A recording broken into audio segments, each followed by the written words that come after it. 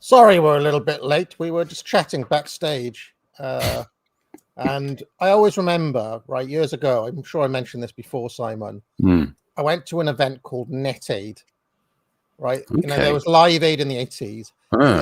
In the 90s, there was an event called NetAid, okay? And the reason I went is because my hero, David Bowie, was playing as part of it, okay? Oof. And I was like, well, this is my one, and it's still the only time I got to see David Bowie live, okay? And the NetAid event was absolutely stacked, right, with top names. If you can imagine, Bowie's playing, like anybody was there, and George Michael was playing, and Robbie Williams was there, and there were various other people. So I got to see them all. But George Michael, in the middle of this stacked set now, you know, we were waiting for Bowie and all the rest of it. He took an hour to come on stage. George Michael, right? In the middle of this absolutely stacked event, we had to wait an hour for George Michael to come. The screen at the stage was black. And do you remember there was that George Michael video? It was like spinning the wheel. Or there was the one where he was like sitting in that chair and it swiveled round. Do you remember that video? Was it Jesus to a Child? I can't remember. Like one of George Michael's videos in that era. He was sitting in a swivel chair. And anyway, when George Michael finally came on, there was a chair right in the middle of the stage, and the chair swiveled round, and George Michael there. And the suggestion was that George Michael had been sitting there the whole time, waiting, making the crowd wait.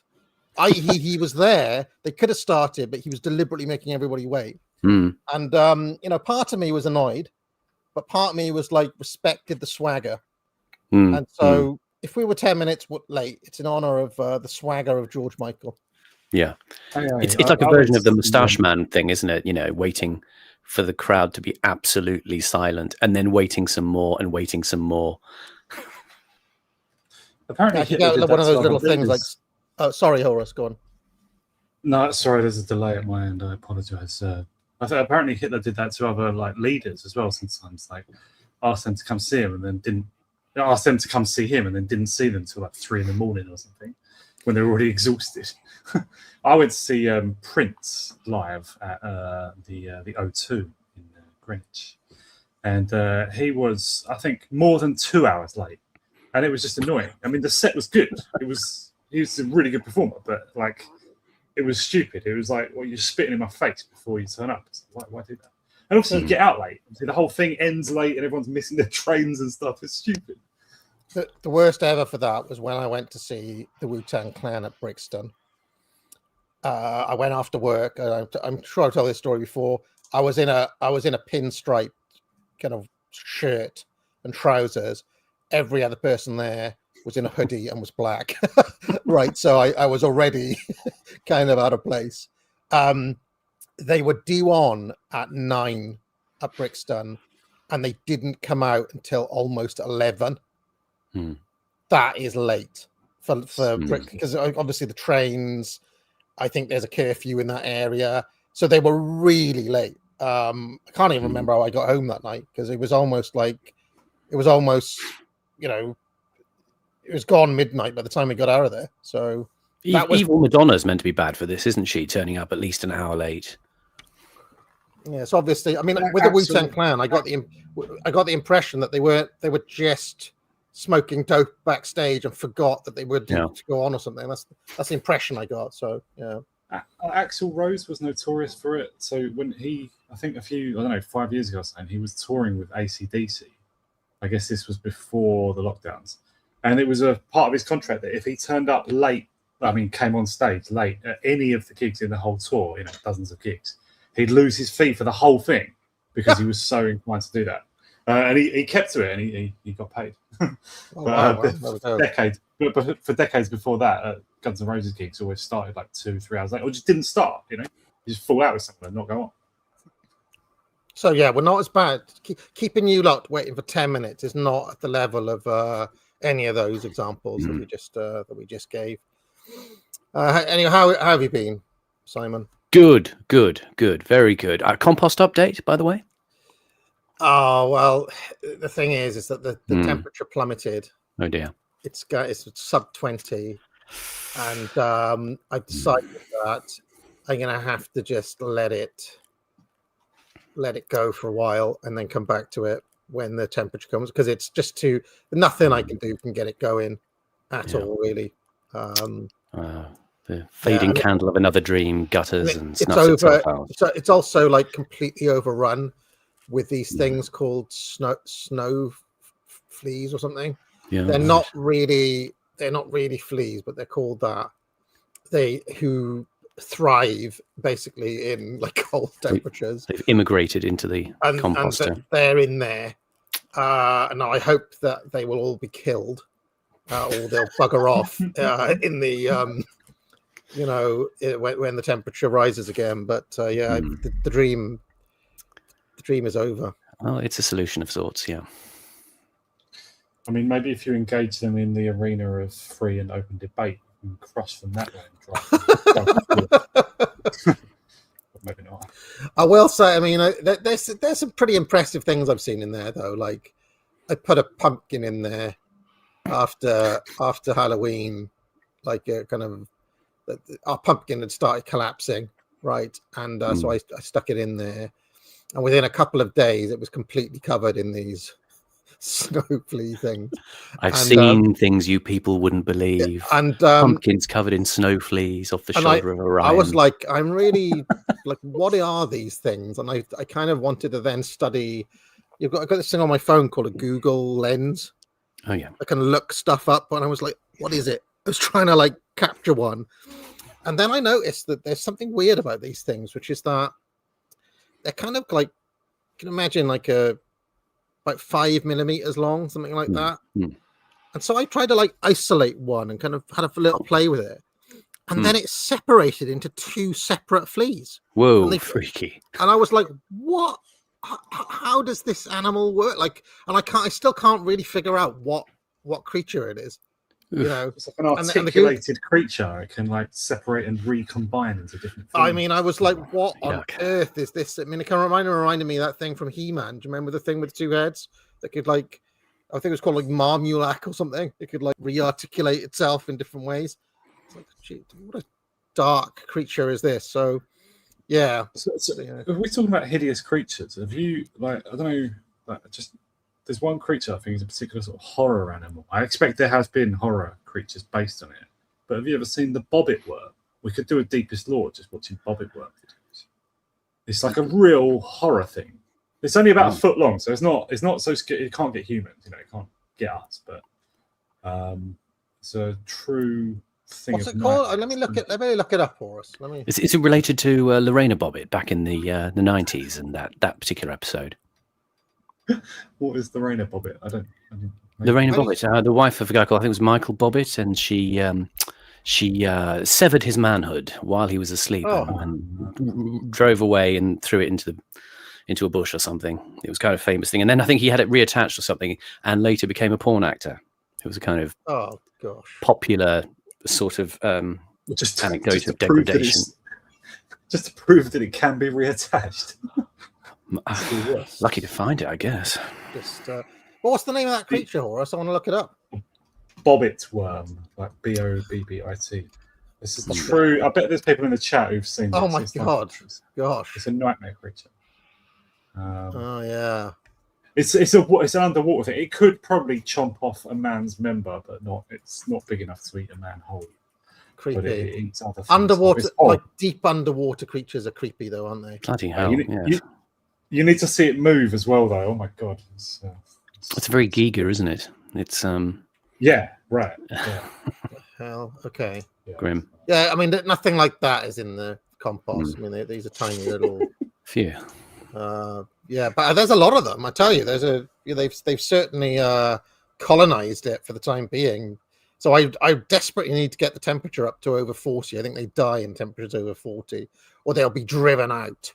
You know. So, is it like an RBMK reactor? Like, as long as it stays within a certain temperature range, it doesn't blow up. But if you don't put boron on the cooling rod tips, then the whole thing fucking just does something you never. I mean, I don't think compost can get much over like 60, 70. You know, it's just like, and the thing is, it needs fuel all the time. So a compost bin needs to be kept being fed. I did put some carrot peelings in it the other day after doing my Marco Pierre White gratings.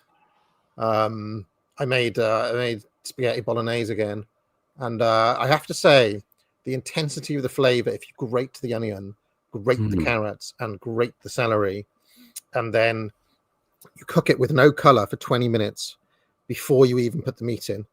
Okay. I tell you what, it's a very intense flavor. Although when we got back, because I did this in the lodge, the missus was like, "You two absolutely stink of onions. What have you done?" And I was like, "Well, yeah." And I was crying. I was literally in tears with the onion, with the grating of the onion. So onions cooking is a nice smell, though, isn't it? I mean, it's appetizing. The guy in the chat saying, "Who buys celery?" I mean, you can't really make a bolognese without a celery. I mean, it's the classic trio: onion, celery, and carrot. I forget what they call it, but that's like the base of so many dishes, isn't it? I've never used celery in bolognese, but I will try it now, and I will try this grating method. I like this talk of intensity. Yeah, I mean, you should. I mean, what you should do is watch the Marco Pierre White how to do it on. Type in Marco Pierre White spaghetti bolognese or ragu, and he will talk you through it step by step.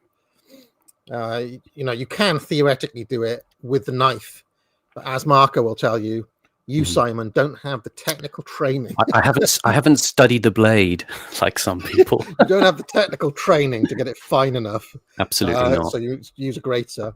Yeah. And does he recommend that you do the garlic with a razor blade as well, and so on? I've seen him use a mandolin, but he can. What? Not the 16th century instrument. No, isn't they called a mandolin? That like Japanese slicer thing. You can use that. Although I don't put garlic in my bolognese. I feel like it's too much, so I don't add garlic. No, and I use that beef stock that you can get in a can. Is it called stock? What's it called? Potts beef stock in a can. That's you just take a lot of time over it. You'll make a great spaghetti. You don't make your own bouillon then. Like you don't have a tub of bouillon ready in the fridge for any dish that you make that needs bouillon. No, I mean, as Marco Pierre White will tell you, you can't make better stock at home than Nor can provide. Although I use pots, so there we are. Marco Pierre White cream when?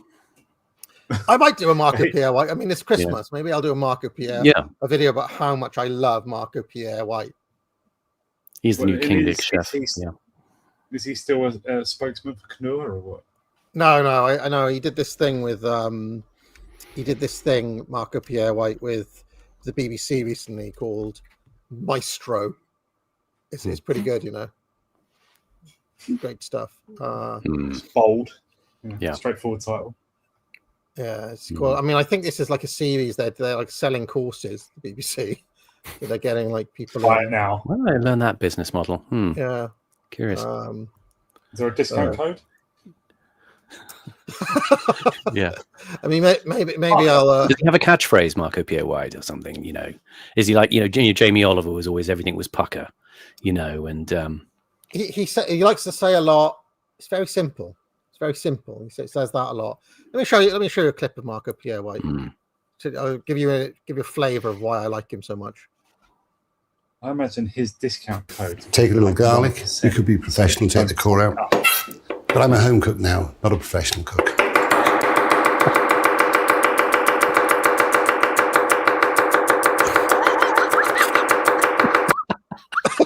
That little crash zoom into his stern face and the intensity of that chopping, that just makes it, isn't it? I've never seen this guy. I heard his voice. I assumed he was going to be some continental Lothario.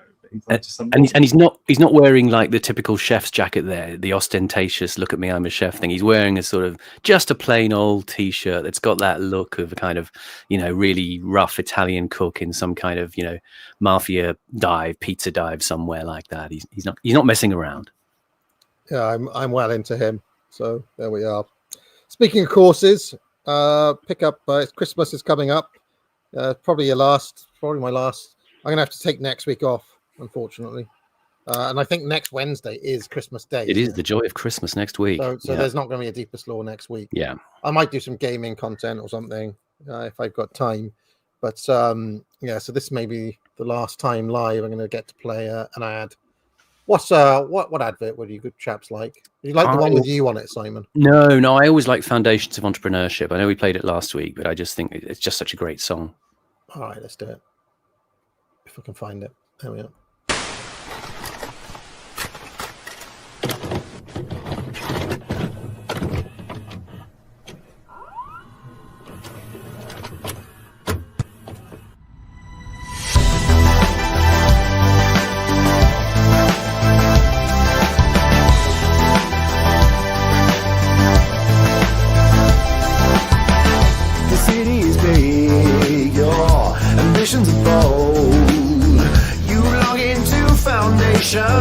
Now you're turning lead into gold. The future is yours, it's waiting.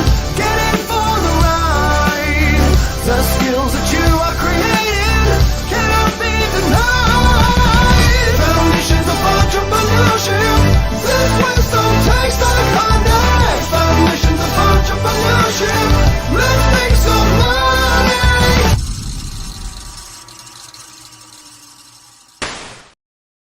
Oh, I love it. Every bit of it. All right. So, let us now get on to part 3 of Can't Get You Out of My Head. Let's face it, we're never going to finish this series, are we? This is going to go on forever. Yeah. We're already 6 episodes. Like his next one will be out by the time we finish this and shift it. Could be. We've still got a Russian thing to do before shifting. Oh my god. Yeah. Who's going to tap out first? Will I give up?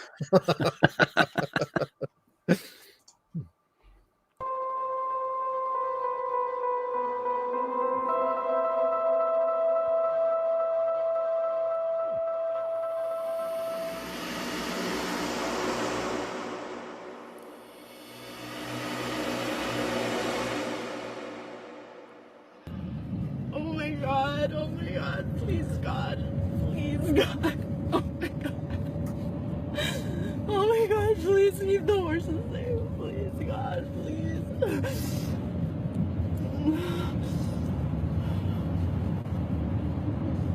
I'll be in this tunnel. Oh my God, oh my God.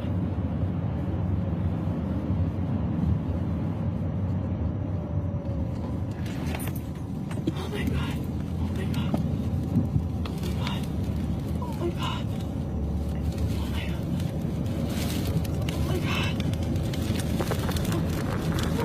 Please, God, please. Oh my God. Oh my God, please let me out. Please, God. Please, God, please let me out of here. Please, God. Please. Oh my God. Oh my God. Oh my God. Oh my God. Oh my God. Oh my God. Oh my God. Oh my God. What am I doing?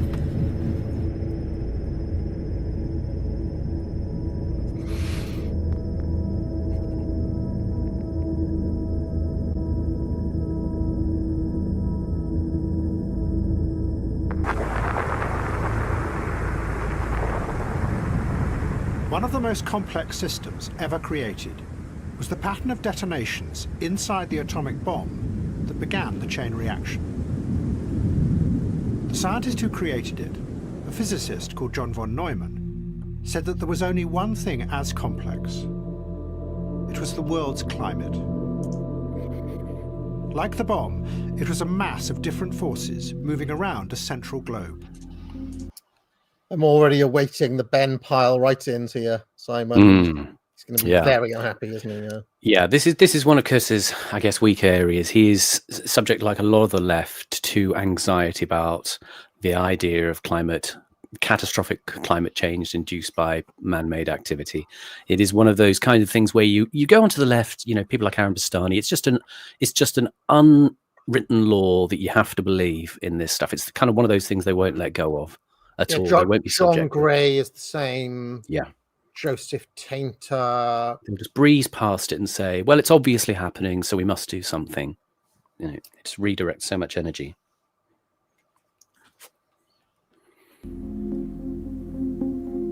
Von Neumann then used an early computer to build a model that simulated the world's climate system. His aim was to use it to predict and manipulate the weather as a weapon with which to attack the Soviet Union. Pause. But what he began...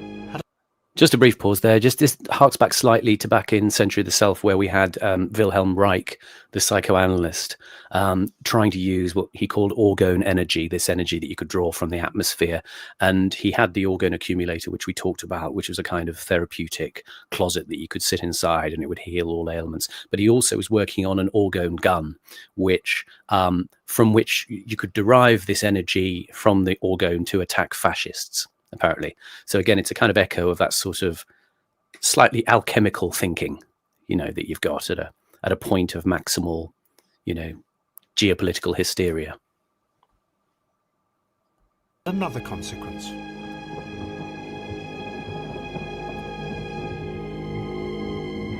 In 1961, a scientist called Edward Lorenz made a mistake which revealed something that astonished him. Lorenz had built his own computer model of the world's climate. Then one day, he ran a program that he had run many times before, but missed out one tiny piece of data, a change at the 4th decimal point. For 30 days, everything went as before. But then suddenly, the computer began to predict weather conditions never seen before on the planet. Other scientists said that his model was at fault. But Lorenz ran it again and again with tiny variations. And each time, it led to different, often very strange futures. He began to wonder whether the world's climate was not the stable, self-correcting system that other scientists believed. That it was unstable. And that one tiny change somewhere in the world could tip the whole system from one state into another.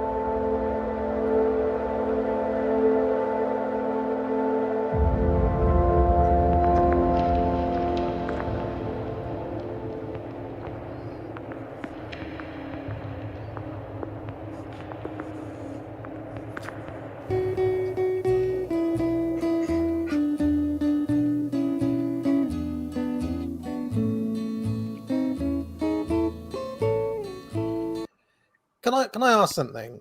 Do they have freak kind of weather occurrences and heat in California because it is a reclaimed desert? It's Good a desert, question. isn't it?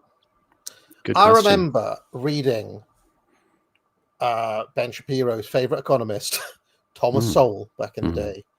And he says, look, loads of California's farms shouldn't really be farms because they have to expropriate so much water to keep these farms going because it's literally a desert. It would be a desert. So they've kind of done what do they call it, terraforming in It's California. basically part of the plot of Chinatown, isn't it? So I mean, it's not that surprising they have hot weather in California when you consider that part of it is desert. Yeah. Like Southern California abuts Nevada, right? And Nevada contains, what is it, Death Valley, part of the Mojave Desert. and that is apparently the place where the hottest temperatures on Earth have been recorded. I think over 70 Celsius or something. But yeah, Mojave Desert and whatever the desert of California is. Maybe that's didn't they? Like in old Star Trek, in like Captain Kirk Star Trek, aren't loads of the alien planets just like bits of California? Yeah. I think there's a place called Bronson Canyon in LA where they do a lot of filming for. They started using it for the Lone Ranger, I think, back in the late 40s, early 50s, and it's like the way Doctor Who episodes in the 1970s were always filmed in a disused quarry in Wales. Yeah. Do you remember there was? Sorry to go off on this tangent, but am I misremembering things? But was there like a whole season of Doctor Who where it's like now Doctor Who is just mates with a guy in the army, and every single episode was like in an army field somewhere? It's like, oh, here's the captain. What the fuck was all that about? Am I imagining that?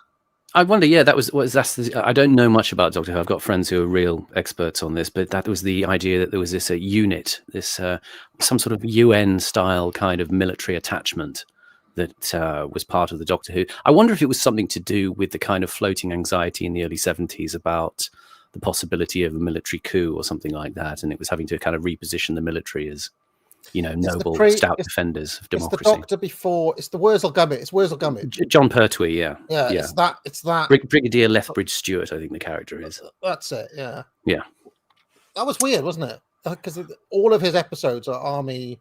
It's like, oh, I'm hanging out with the Brigadier. Give us a report, Sergeant. I was like, is this Doctor Who or Blackadder or what the fuck is this? Yeah. It sort of doesn't surprise me. I think there was also a great TV series called Survivors in the early 70s about the possibility of a kind of virus that just wipes out everybody but a handful of people in Britain. And I remember there was episodes in there about, they kind of come to an army base, which is kind of holding out and living in a kind of very, Spartan, austere army kind of way as the collapse takes place around them and obviously looking to kind of take over governance at some point. So there's that sort of, as I say, anxiety in the air. My doctor when I was a kid was Sylvester McCoy. He was the doctor when I was a kid. Who was the doctor when you were a kid, Simon? Tom Baker. Baker. What about you, Horace? You're the same age as McCoy. I'm the same age. Yeah. What you said about those scenarios about the either the just massive loss of life or the army potentially taking over after a disaster or whatever. Obviously, that ties back to the Mayfair set and many other bits of this, right? Where David Sterling and all those guys were ready. They saw themselves as sort of being called upon. I think, like maybe maybe not quite as noble, but to take control. Executive action. Were either traitors or were relinquishing control to the enemy. James Goldsmith and all that. Well, there's something interesting about Harold Wilson here that this footage that we're seeing that Curtis has used in a few of the documentaries of these people living in late 60s America, smoking cigarettes and kind of looking into the middle distance very bleakly. This is from a brilliant documentary that I found that is one of his key inspirations. It's by a director called James Mossman, and it was called America, Democracy on Trial. It's only about 48 minutes long. I think it's worth a deepest law in itself. If I just put that out there, it's a really brilliant documentary. And he talks about on his blog, Curtis, he talks about James Mossman. He says he was a strange figure. He was posh and probably worked in some capacity for the security services. And during the 1960s, he reported from all around the world for the BBC. He became a star and did live tea interviews with leading politicians until one evening in 1967, he went for the Prime Minister, Harold Wilson, live on primetime. He accused him effectively of being morally corrupt. The BBC took him off political reporting and then sent him to make arts programmes. And 4 years later, he committed suicide. This program, though, is photographed by this cameraman called Eric Dershmead, who Curtis loves. And I'm going to link it after this episode because it really is a brilliant watch. You've been watching lots of BBC Archive AA from the 60s and 70s, and this is obviously effectively BBC Archive, but the BBC over in America. and kind of making a film a lot more stylishly. The way it begins, you think it's almost like a dramatic film. Just the observation of the family life, but it's this family who are living in the sort of Bay Area of San Francisco, and they're what you would call in the UK scene politically strivers. They're working class people who've got their first home, and it's in an area which they think is, it's kind of not exactly poor, but it's pretty plain, simple, and basic package type homes before you kind of move up in society. And it's at an interesting point in 1968 where you've got Vietnam raging, and you've got also the sense that the future of America's manufacturing, things like industrial outsourcing, is creeping up because the father in the family is in the business of sales. He's almost your typical kind of tragic American figure, the itinerant salesman, and he works in selling car parts, but you can sense the business is drying up. And meanwhile, this wife, this lady here, she's kind of getting into politics somewhat. You've got her going down and watching, down in the park, the Black Panthers are having meetings and having demonstrations, and she's going along and watching, and she's your classic sort of white liberal. I mean, she's not kind of a middle class white liberal. These people are silent generation, so they're my mother's generation or a bit older. They're not boomers. The boomers are presently the kids who are crawling around the floor in this series, who are just sort of getting on and oblivious to what's happening. But these figures are very, very interesting people, because you see that they're trying to just do their best, bring up a family, and they're being swept along by the rhetoric that comes out of the political scene, especially with the Black Panthers, because, by comparison, these people, as they say in Fight Club, are like cookie dough, and the Panthers are carved out of wood. They're very politically hardened. And you see this interesting tension within the family and within their friends who they invite round, have a barbecue and that kind of thing, and the discussions they have about politics. And this sense of, they know that the ice is breaking up under their feet and slipping away, and they don't know where things are going. And they think they just have to sort of get behind this new wave of social liberalism. And I mean, there's some both hilarious and tragic moments in it. You see the woman, for instance, talking about, well, I think integration is the only way, and ideally, a black family would move in next door, but I can't see that happening because, in these kinds of suburbs, the black families won't get mortgages, and the kids have to be bussed in from other areas, and she's a bit dubious about busing and so on, because it sort of stokes awareness and resentment of the relatively good life that these people live. It goes on and gets more and more sort of drawn into this sense of the 60s are collapsing now. That the hippies are down in the park, but most people's lives are quietly sort of slipping away into this oblivion. And Curtis is going to talk about it in this episode, where he talks about Valium coming in on the market in the early 60s, and you begin to sense that people's position with regards to their mental adjustment to modernity is now beginning to implode. So, very good film. I'll just add a mention. I'm sorry, go on. Well, go on, Horace. Yeah. Well, just you mentioned towards the end that like there was a feeling of the 60s coming to an end, and I noticed that was mentioned in With Now and I towards the end of that. Yeah. And it's mentioned like in a different way in. I think I read a few books and watched a few documentaries about the weather underground, the Weatherman thing, and they seem to sort of bookend the 60s in a way, because like in the 60s you had what was called the New Left and the Students for a Democratic Society and stuff. Weathermen came out of the SDS, and like the rest of those guys remained radical left, but obviously peaceful, basically constitutional sort of people. And the Weathermen were like. They really lost their minds. I mean, they not only got into terrorism, obviously, they got into sort of like drug dealing via their alliance with the Black Panthers. They got into like serious organized crime, like armed robberies and stuff. They also, for a brief period, got into orgies, well, smashing monogamy, as they called it, which just gave them all STDs really quickly, as you might expect. And like I've heard Hunter S. Thompson remarked on the sort of like the horrible. Sorry, Horace.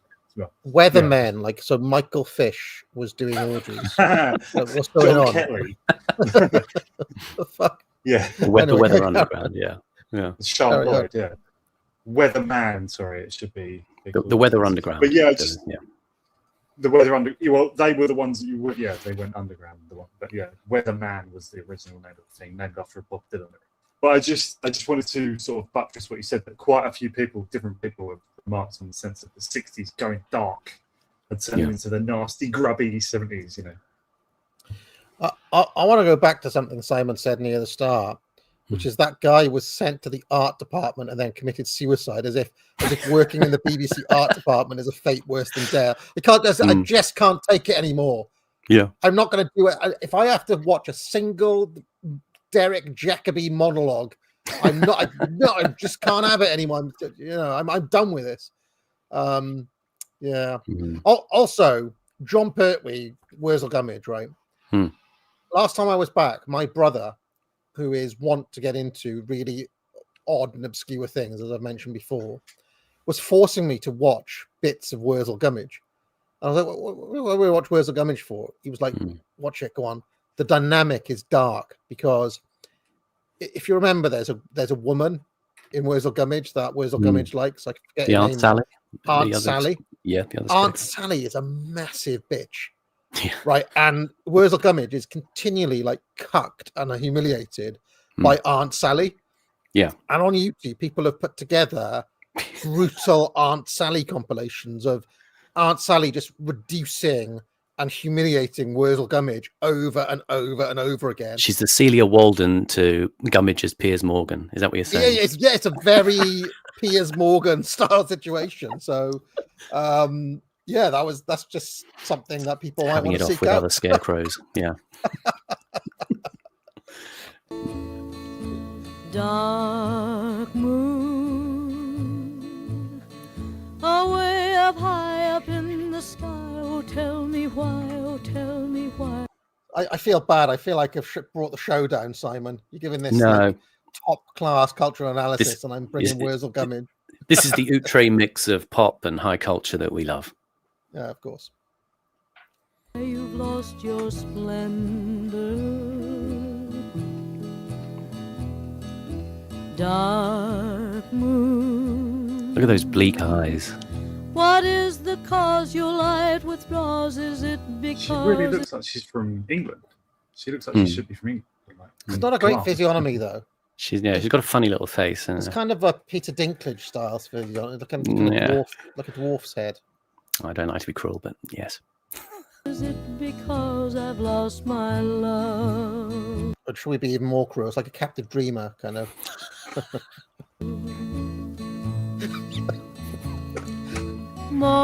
Mortals have dreamed of love's perfect schemes, but they don't realize that love will sometimes bring a dark moon. In America in the 1960s, there was a man who was convinced that there was something frightening hidden under the surface of the new, modern suburbs, behind what looked like a confident individualism. Was that Dave? Is he going to talk about David Lynch? Not quite. Because it sounds like he's about to talk about Blue Velvet. Like this is like Southern Gothic Blue Velvet, Yeah. kind of. And in a way, it is the setup. Yeah, for all. It's basically the same thesis, isn't it? Yeah. Yeah. There's a lovely bit of classic Curtis here, though. Like, the dark reality of the suburban life and stuff as well. Yeah. As you go over these massive houses with swimming pools. And I want to see corridor shots. I want to see Rand Corporation. Throughout America, there were really hidden fears eating away at people from inside. Oh, these are gorgeous. Look. There were feelings of anxiety, loneliness, and emptiness. And he was convinced he could make a lot of money out of these feelings. He was called Arthur Sackler. Sackler had trained as a psychiatrist, but in the 1950s had turned to advertising drugs and medicines to doctors. And more of the doctors he talked with told him about people from the suburbs coming to them with vague feelings of anxiety and fear, something the doctors didn't know how to deal with. Then in 1963, the company Hoffmann La Roche hired Sackler to promote a new drug called Valium. If you're wondering, by the way, Arthur M. Sackler, born Brooklyn. I'll just stop there. Abraham. Just stop, Brooklyn. We just don't need to know the rest. I can just wait and You're find out. But confident. is he of the infamous Sackler family with all the He is, yes. opioids? Okay. Yes. The doctors as an extraordinary new way to treat these inner anxieties. And he said, it wasn't dangerous or addictive. Valium became an amazing success.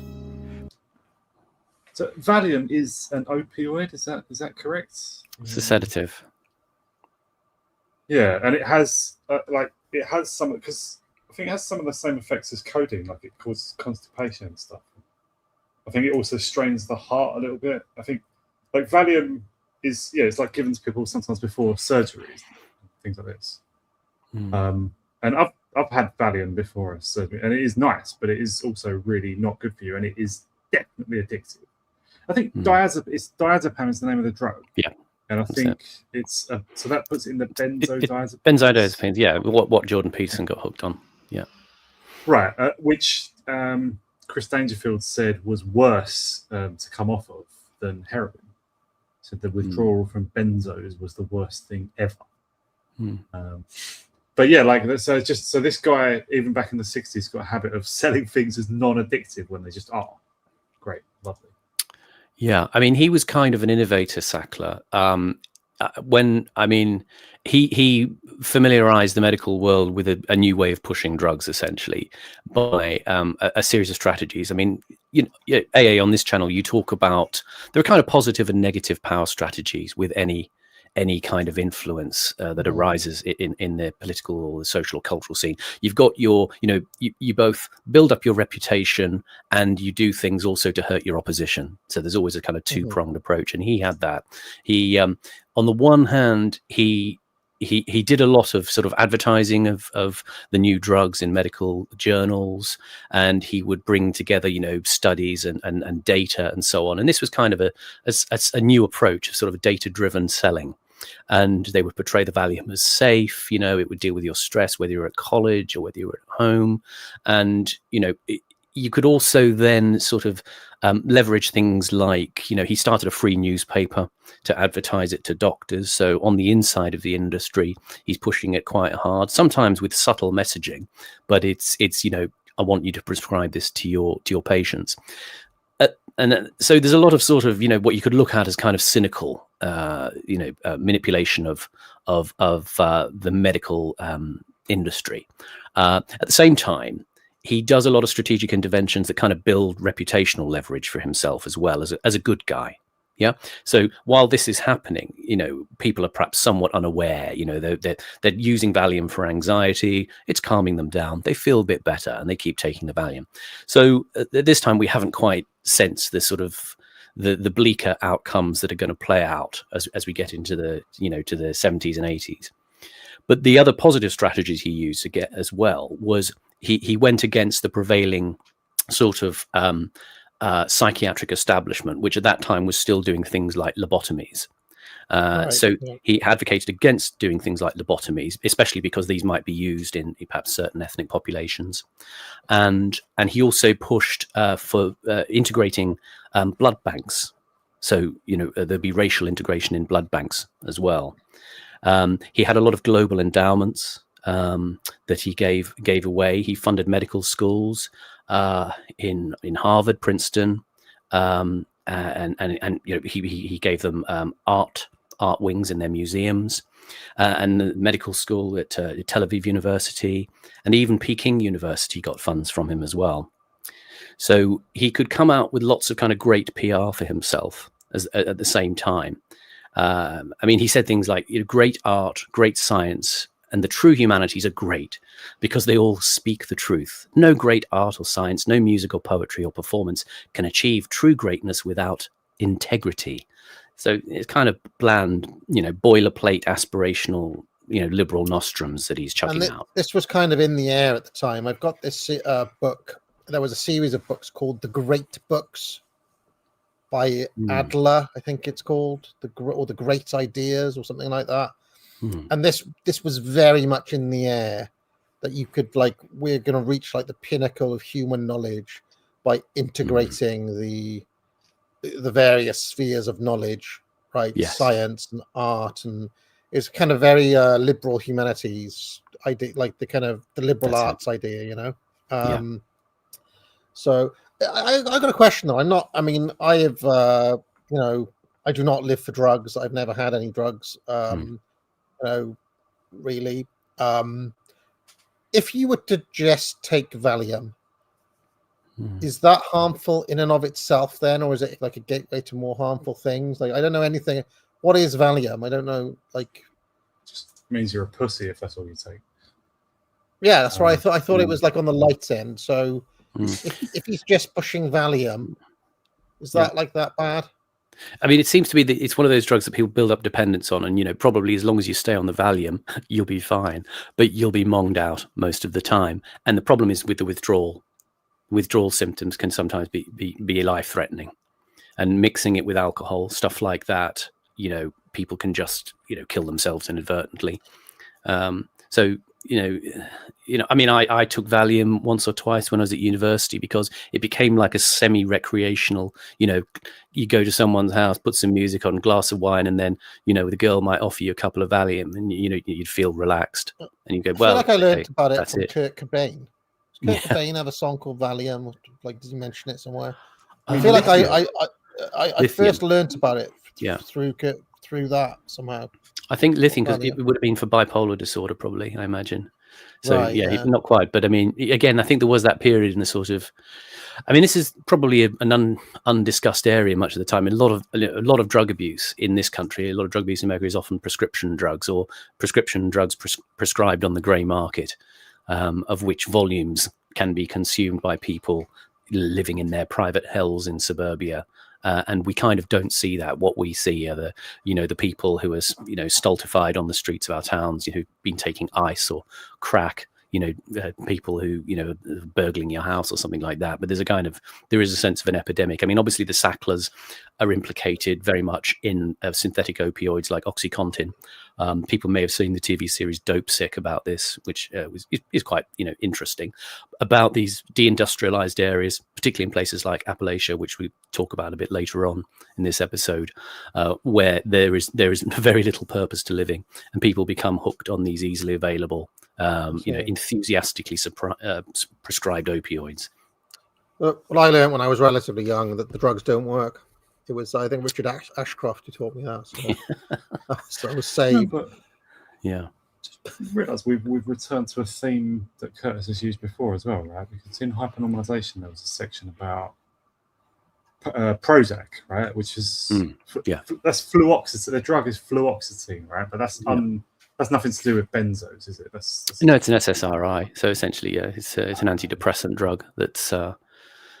Again, these have their own problems because they kind of neutralize people's emotional affect and passivates them to an extent that they tend to be indolent and unprepared. I mean, I know because I was on SSRIs for a time. I talked about this previously. The problem is you feel better than you did, but you don't feel like doing anything, and then you kind of you can sort of rot away. Yeah, and I assume as well, obviously, people who were troubled by being anxious or depressed.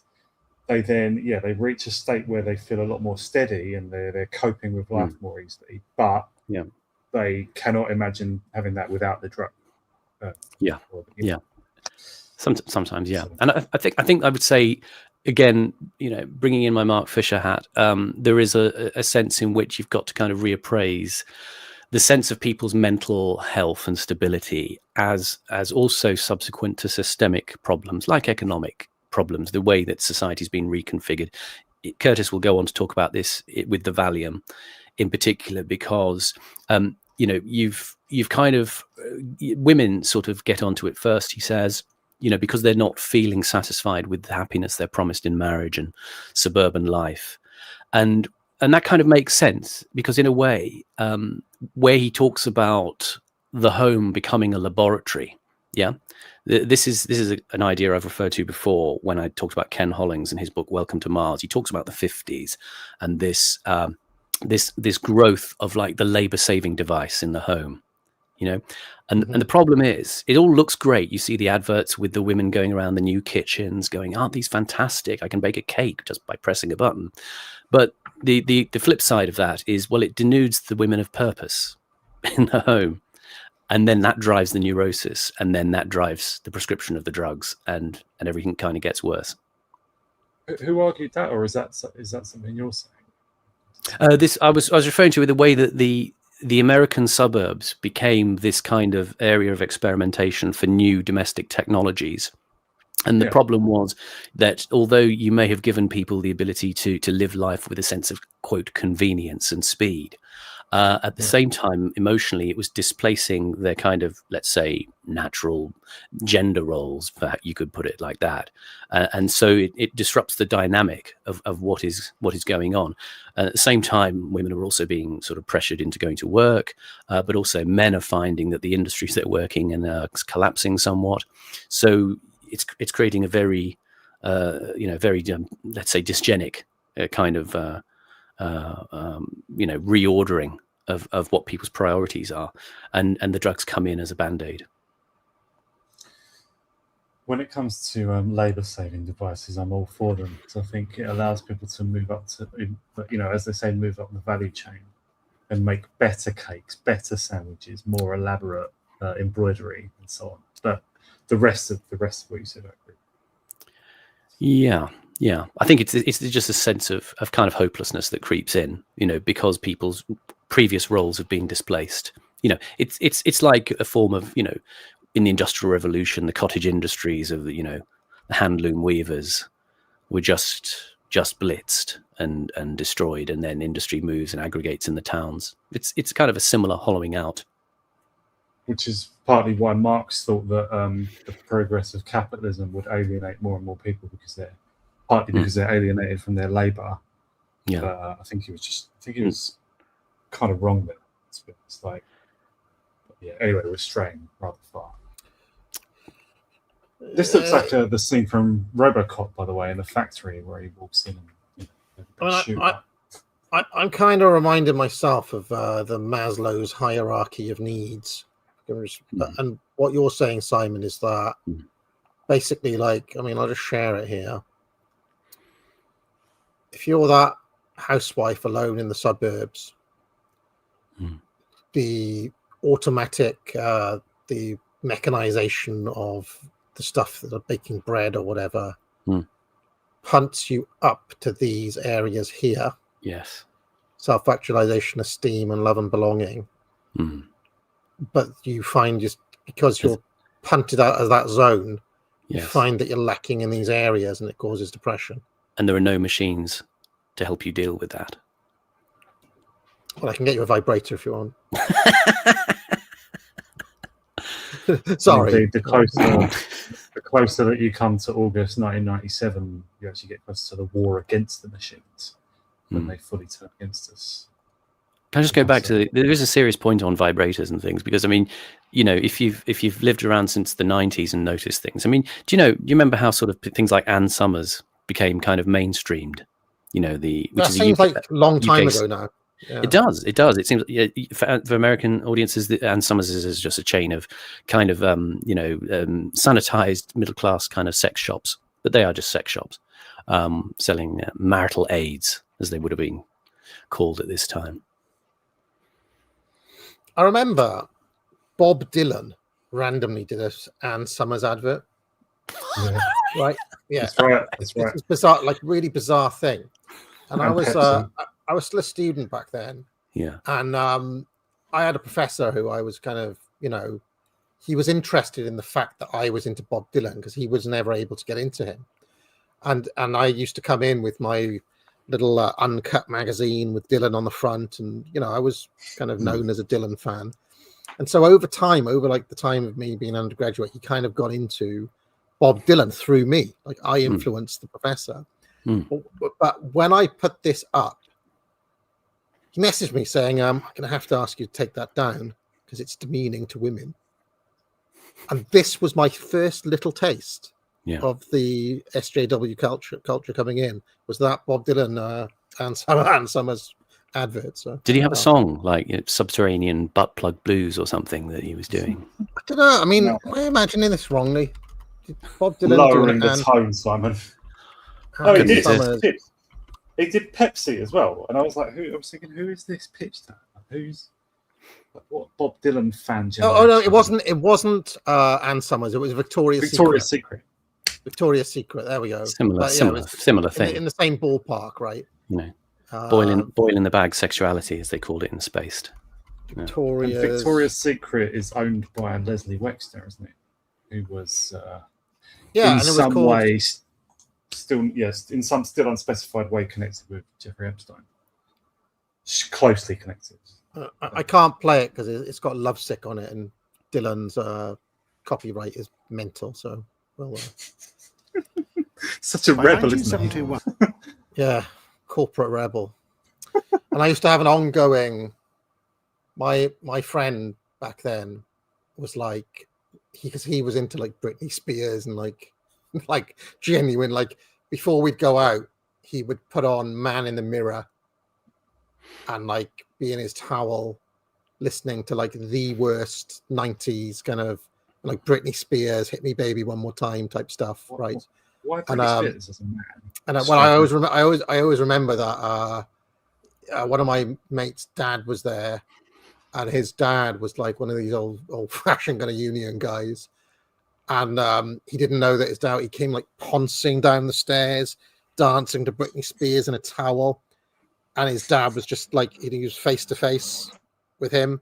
But anyway, he used to cut back on my Dylan. He was be like, look, Dylan is just as corporate, just as sellout, just as capitalist as Britney Spears, and one day you'll realize it.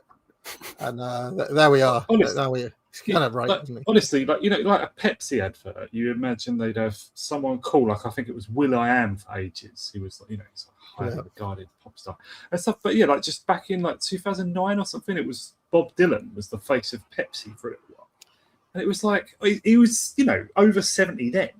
I think. Why? Like he's so wrinkly. He looked like an old man for a long time before that. Why are they pitching? I don't know. Like he had a couple of #1 albums during that period. Modern Times, it was #1, straight to #1 on the Apple charts. I remember it well. Okay, fair enough. All right, let's. He was still doing concerts. I got friends who just follow him obsessively, but each time they go see him, they just say it was shit. They still. Well, I got into it enough that I was able to distinguish strains of like vintage 2007 Dylan as opposed to his 2010 vintage and stuff like that. But that was the last time I saw him, was in 2009, 2010 in London. I think that was in Brixton as well. But truly, in a way, that is a sign of a reliable product, because that reminds me what you're saying there, Horace, about being a fan but going to see him and his rubbish. It reminds me of the Slavoj Zizek point that he makes in one of his films about Coca-Cola being this perfect kind of indeed a boomer generation product. The thing is, with the Coca-Cola, the first sip is the one that gives you the hit, and then the drink, as you get halfway down the can, slowly turns to syrupy crap, and you chuck it away, and you re-engage. Yeah, with a full can is way too much. Right, sorry. Yeah. All right, I trampled on your punchline. He would have this way though, Dylan, in that period. I mean, I think he's still touring even now, but he'd have this. I used to call it up singing. So all of his songs would end up being like, it'd be like darkness at the brace of noon, shadows over the silver spoon, Childman's with the balloon.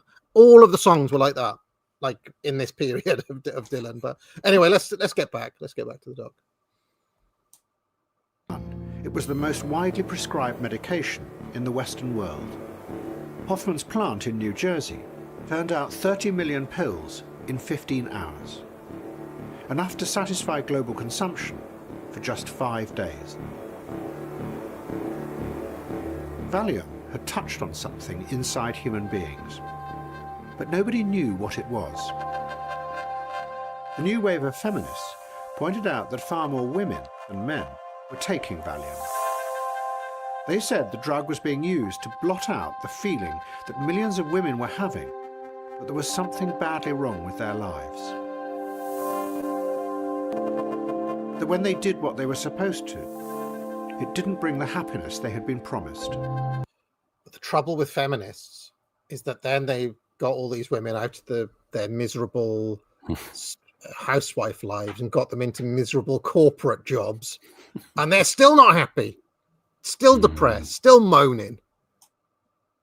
And they can't get out of it because that's just considered standard now. It's called the female happiness paradox. That happiness line from this moment in the 60s has just gone down and down and down to the point where, if you equalize for the fact that women aren't even good at suicide, so their attempts fail, right? Whereas men tend to follow through more. If you equalize for that, the suicide attempts of women and the suicide attempts of men are,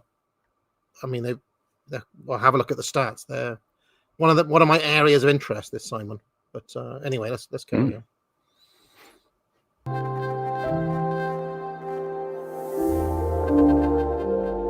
She would have been happier as a peasant woman in a medieval hamlet, baking bread, milling bread all day.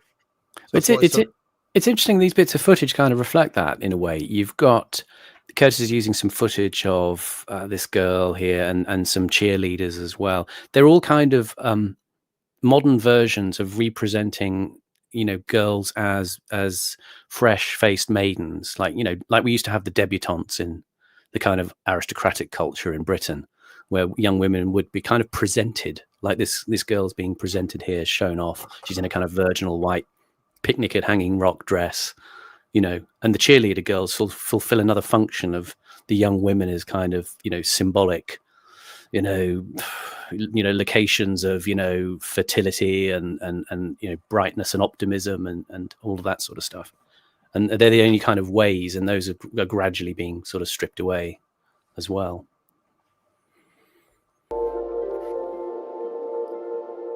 And I thought to myself, well, there's got to be a better way for me, and I went about it in the way that I wanted to. I did what I.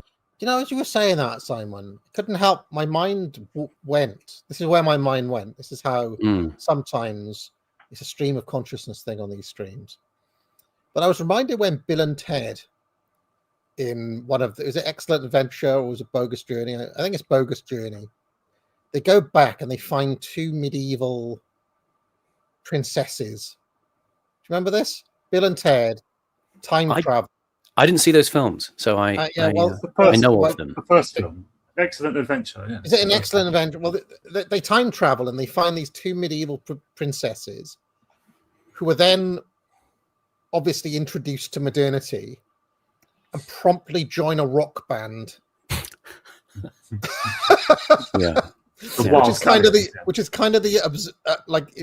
the inverse of what we've been saying here.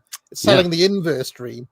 Funnily enough, I've been seeing a lot of promo on a band of girls this last week called Haim, Haim. Is it a trio of sisters?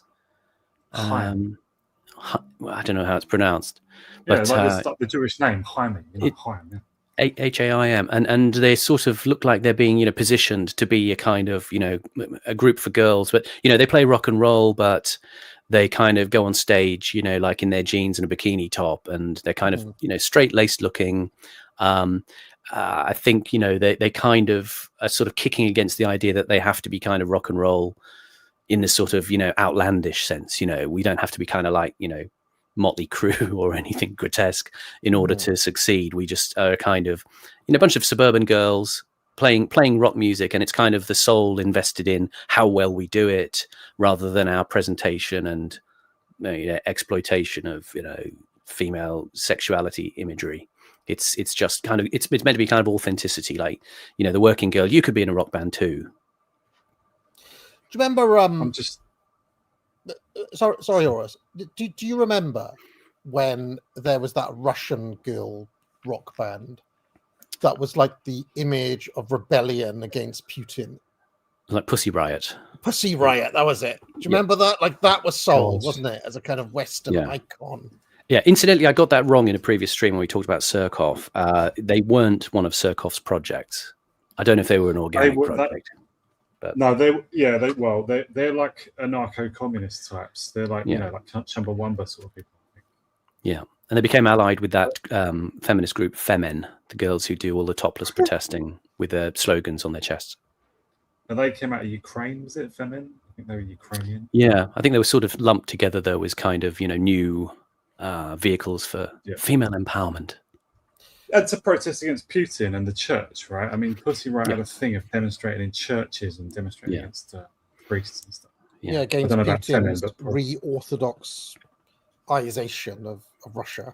And I would imagine that almost certainly they were supported or at least promoted in the West by people like, you know, maybe like Rory Stewart's wife's thing, or, you know, British Council, USAID. George Soros, almost certainly as well, I would suggest. Yeah, because I was reading Standpoint magazine at the time, which I think, I don't know who exactly is behind it, but it's a neocon Jewish magazine. And they promoted Pussy Riot strongly at just the time when there was like there was all sorts of antagonism towards Russia, and Pussy Riot were part of it. It was amazing to watch. Like, I mean, they were idiots. They had nothing to say. They were just just annoying oiks, like the spectacular. The guy in the chat is wrong. Those characters from the Middle Ages in Bill and Ted were not wenches. They were specifically princesses. They even had that head, the headgear. I don't know what you call it now, but that kind of like triangular headdress, like a wimple. Yeah, they had those. They were like proper fairy tale medieval princesses. That one got with Bill and one got with Ted. Yeah. I think maybe it was partly a joke because Bill and Ted would call hot women princesses sometimes as well. I think. Would they? Okay. Were they like Princess Luna and the other one that AAA mentions? Oh no, they're unicorns in My Little Pony. Yeah, let's not go there. Deep lore of another kind. Believe it or not, you can watch My Little Pony without becoming a troon. I just don't even understand. Simon, I tell you what, I'm going to make a Marco Pierre White video. Do a guide. I'm going to make a My Little Pony video as a kind of Christmas troll.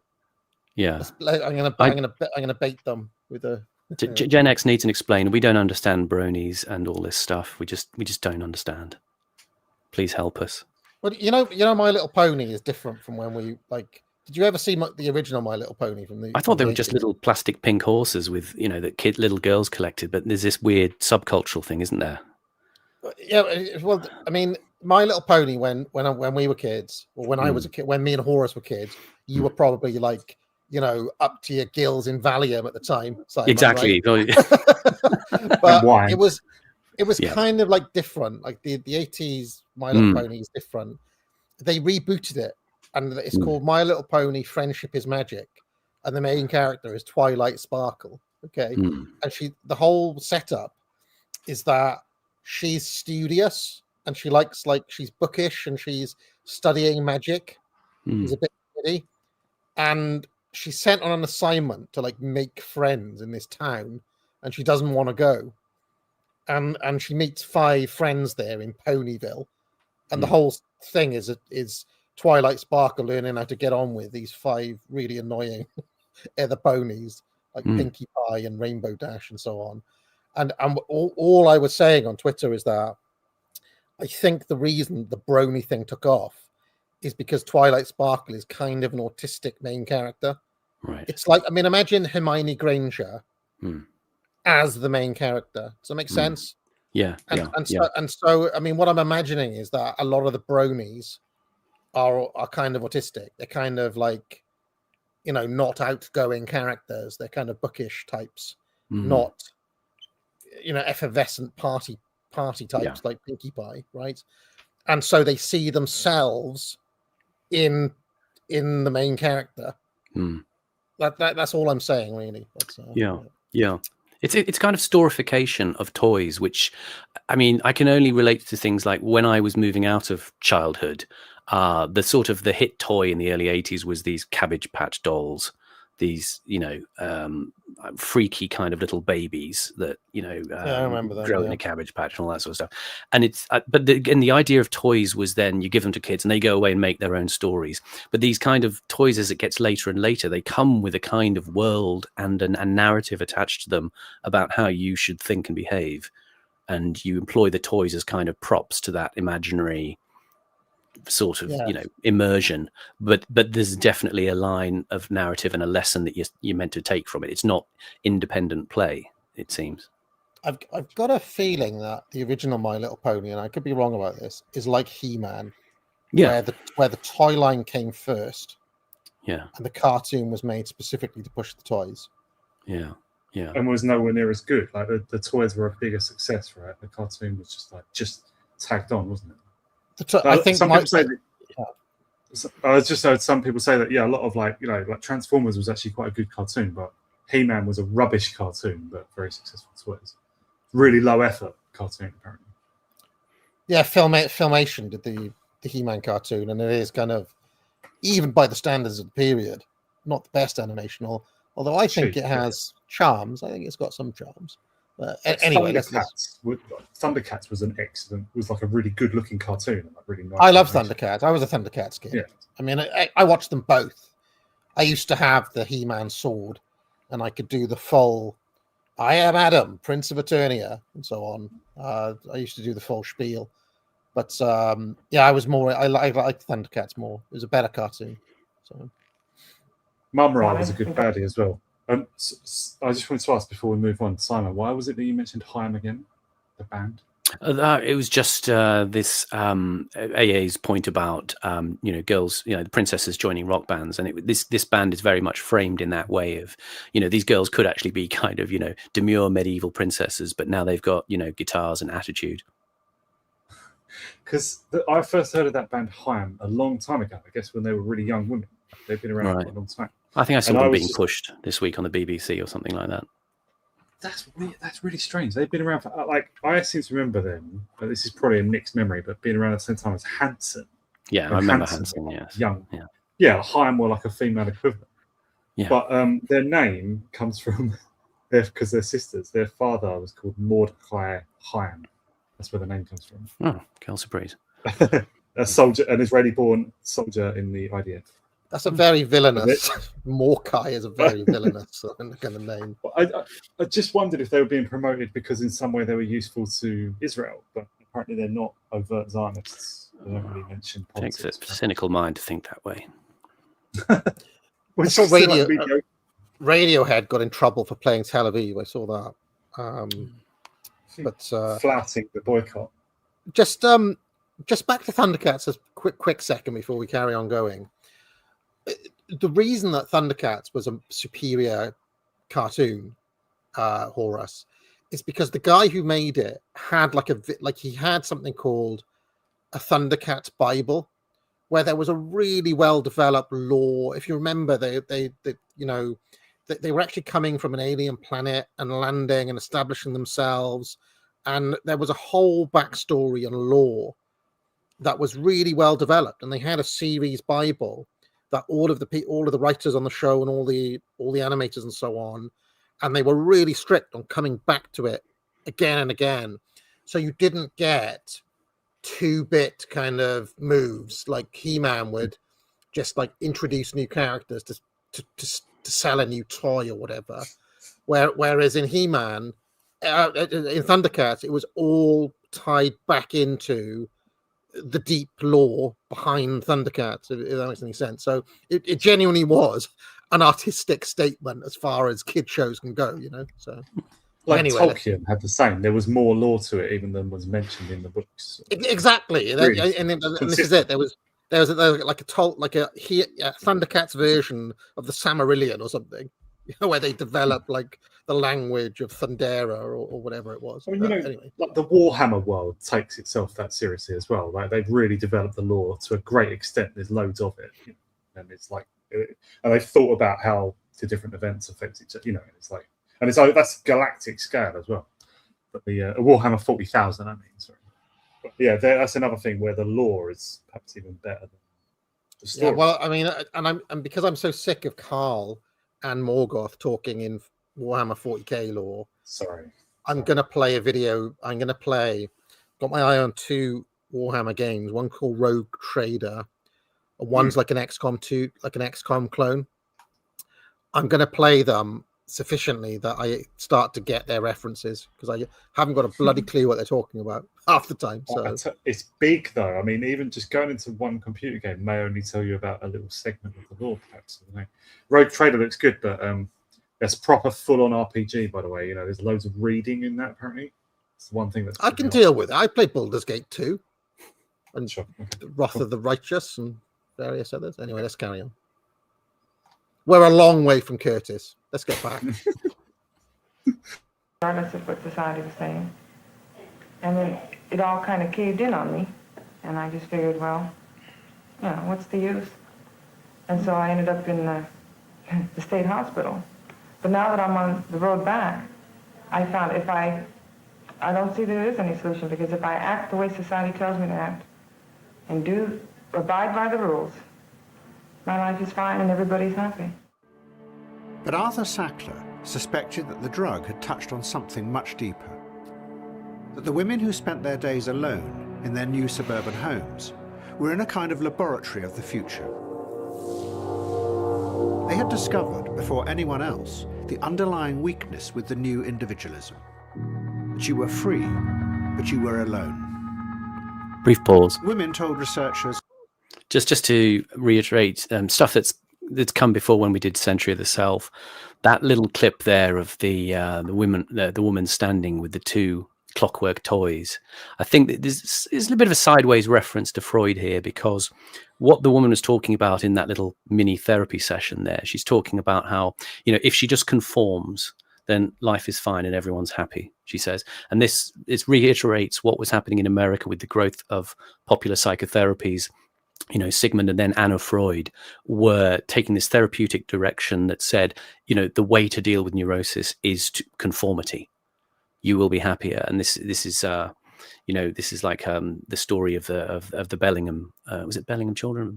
Anyway, there was the woman that Anna Freud was friends with, you know, and you know, the children eventually either drank themselves to death or committed suicide because they'd been put into this hothousing mentality of if they try to conform, it'll solve their problems.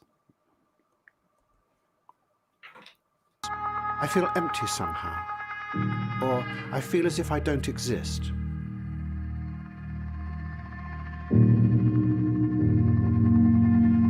And Sackler knew more and more men were also beginning to take the drug. The women had just got there first.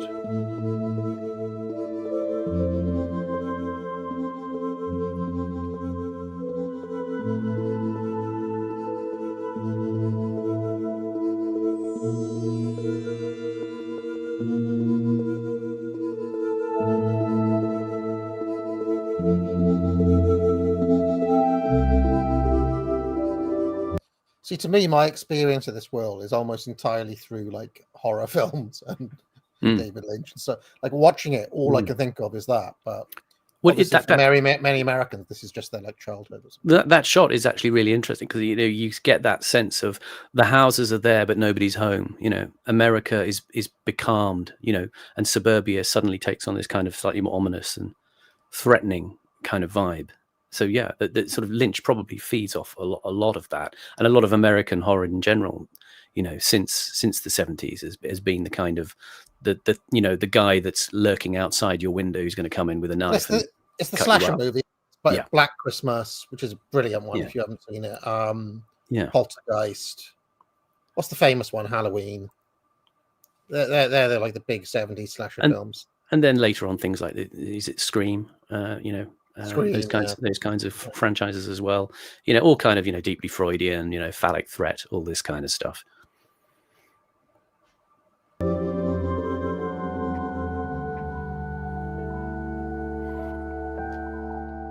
Was Halloween done by Curtis Hero Carpenter? Was that Carpenter movie? I feel like it might be. I think one of them might have been Halloween or Friday the 13th. I can't remember which franchise. I think one of those is a Carpenter We need movie. proper horror show on here at this moment to answer these questions. Pretty sure it's a Carpenter soundtrack. I could be right. I could be wrong. Chat will know. Chat says Carpenter's Halloween. There you go. Right.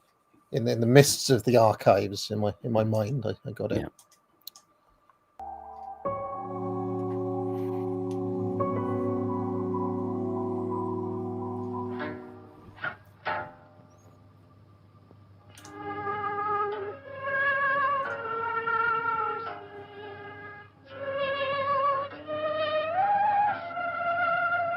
The Dream of the Red Chamber is the most famous novel in China's history. It was written 250 years before, in the 18th century. It tells the story of the rise and fall of two powerful families. As their power declines, the characters begin to find that the line between reality and a dream world gets blurred. They slip back and forth between the two.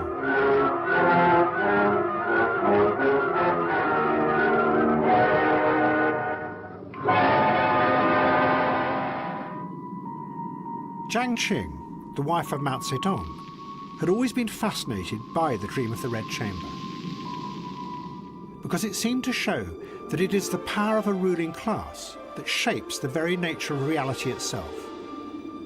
And it was that idea that had driven her in the Cultural Revolution. She had wanted to create a mass... Yeah, just an interesting thing here. A person in the chat, by the way, identifying the track by Natalie Baridze there. Yeah, it's called Blue in Grey. This interesting phenomenon that he's talking about here, there is a kind of phenomenon of what they call post-power syndrome or post-leadership syndrome. It's not kind of a formally recognized psychological condition, but it's a kind of thing where, you know, it can explain a lot of the sort of bed blocking that people talk about. I mean, this interesting article from Compact Mag yesterday, talking about how boomers kind of bed blocking young men, particularly millennials, you know, from career progression. And it may be evidenced by, you know, boomers being aware that there is this thing of when you step out of these powerful positions, it can lead to these kinds of mental collapses that you might be seeing that Curtis is talking about in suburban America with that family. You know, in that particular documentary, the family talks about, well, America is a power, but they're also aware that they're losing power.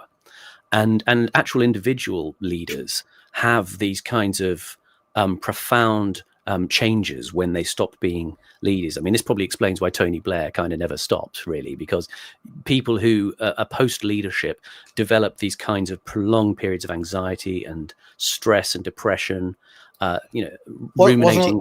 Wasn't Thatcher famous for this, Simon? Very, very likely, yeah. I mean, I think she sort of lost her mind, didn't she, towards the end of her life? But yeah, there's this kind of, you know, you're alone in your sort of Gothic mansion, ruminating over your, you know, your lost status, and people do slip into sometimes cognitive distortions. You know, they start to exaggerate their achievements in the past, or they see more conspiracy around them than perhaps is there, and there is a sense in which, you know, this is a kind of creeping problem of the world, so that you've got people hanging on because they probably intuit that as soon as they stop being in their powerful positions, you know, they'll go through what they saw their parents go through. You know, my dad retired at 65, went to the golf course and was dead within 3 years, and so they anticipate all of these psychological stresses that are coming if they don't cling on to the power. And there's an interesting guy called Dacher Keltner, an American psychologist, and he works with a lot of big companies like Disney and Pixar and Facebook on positive psychology, because he's trying to kind of reconfigure the presentation of what we understand as power as being a kind of anti-Machiavellian form of power. He talks about how, you know, powerful people they have a tendency to lack empathy and to bully people, and I mean all the stuff that we kind of probably read as just, well, that's just kind of the way power works. You know, you use it in this very ruthless, you know, this kind of way. And Keltner is someone who is, you know, he's the kind of guy who comes up with the idea for things like emojis on social media posts, stuff like that. And he's trying to get us to think about power in this anti-Machiavellian way. But you know, a lot of what you're seeing in this section is Curtis talking about the real psychological unraveling that happens when people step away from power. Force, powerful enough to change the very way millions of Chinese people saw the world.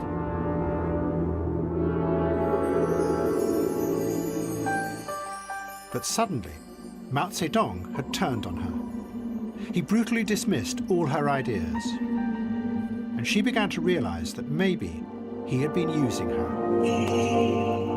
That Mao had used the mass frenzy that she had created simply as a way of getting rid of his enemies.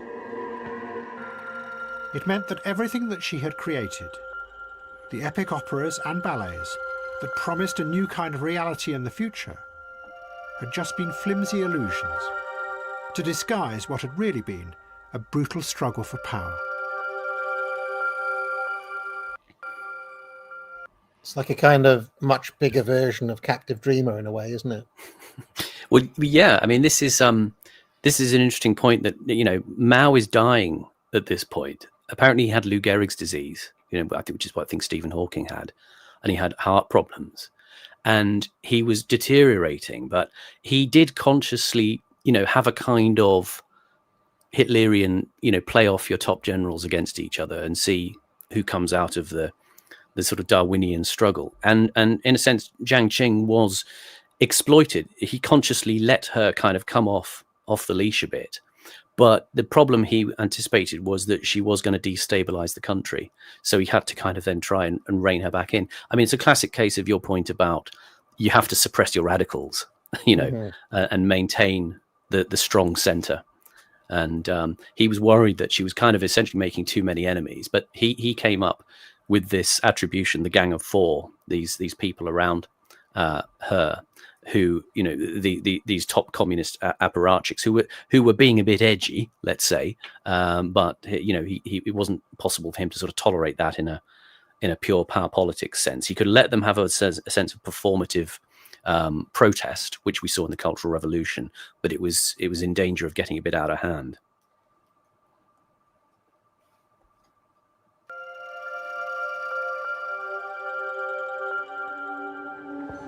And now Mao had sent the Red Guards, who had been the source of her power, off to the distant deserts and mountains. Jiang Qing was increasingly alone and frightened, because Mao was turning on all those who had helped him in the Cultural Revolution. He tricked the head of the People's Army, Lin Biao, into plotting a coup. Mao sent troops to arrest Lin, but he and his family managed to escape on a plane. But the plane ran out of fuel and crashed in the desolate mountains of Mongolia. Jiang Qing was terrified that she would be next. She mounted anti-aircraft guns on the roof of her house in the party compound. She ate meals at random times to avoid being poisoned. And she suspected the nurse who gave her sleeping pills of being an assassin. Jiang Qing's own sense of reality was beginning to dissolve. But she also realized that with Lin Biao destroyed, she now had a much greater chance of taking power when Mao died.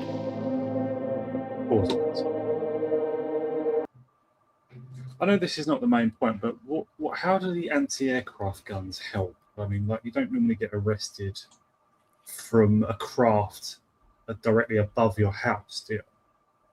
So, like, what exactly was she envisioning? Like an airstrike on her? Don't know. I didn't research that particular aspect. Anyway.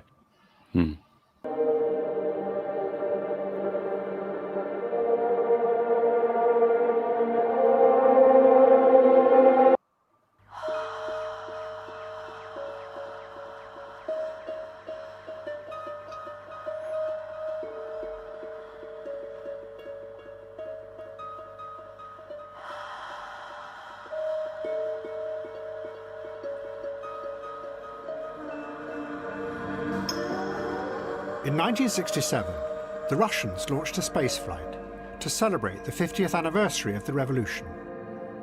It was called Soyuz 1. Everything seemed to be going normally, but the astronaut knew that something terrible was likely to happen. He was called Vladimir Komarov. Komarov's best friend was the Soviet hero Yuri Gagarin, who had made the first human flight into space. As they prepared for the launch, Gagarin had inspected Komarov's spacecraft. He discovered hundreds of faults in its construction. He told Komarov what he had found, that the spacecraft was a death trap. Gagarin tried to get the launch stopped, but the Communist Party leaders refused. The launch had to go ahead, they said, to celebrate the anniversary of the revolution. Komarov went, but on one condition. If he died, his body should be displayed in an open coffin. Things went wrong from the start. The spacecraft lost power. Komarov tried to manually guide it back to Earth, but then the parachutes failed to open. An American listening post on the Russian border recorded Komarov's final cries of rage as he plunged to his death on the plains of Kazakhstan.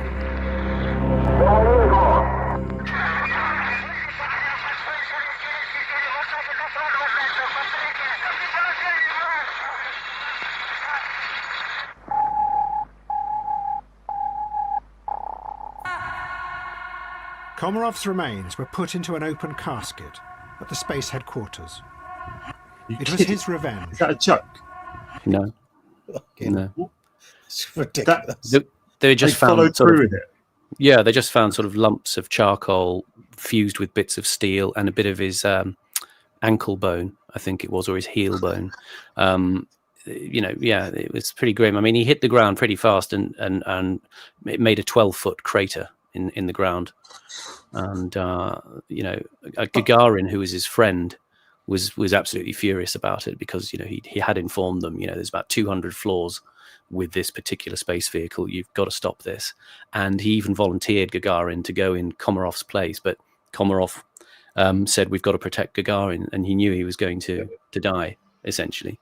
Gagarin was like a world famous hero by then. Yeah. So, he had more, if you like, he had more, what's the word, prominence, I suppose, than Komarov did. But yeah, he was pretty certain. And there's all sorts of stories about what happened when it went down. I mean, obviously the craft was failing, but the Soviet transcript of the radio transmissions that he sent back said his last words were, "I feel excellent." Oh, he sounded angry. Okay, that's good. Okay. Well, I mean, this is difficult to know. Apparently there was a US listening post in Turkey that allegedly caught him screaming, abuse at party members kind of thing, or the Soviet system, and talking about how the spaceship was rubbish. But it's a nice idea, but it doesn't work.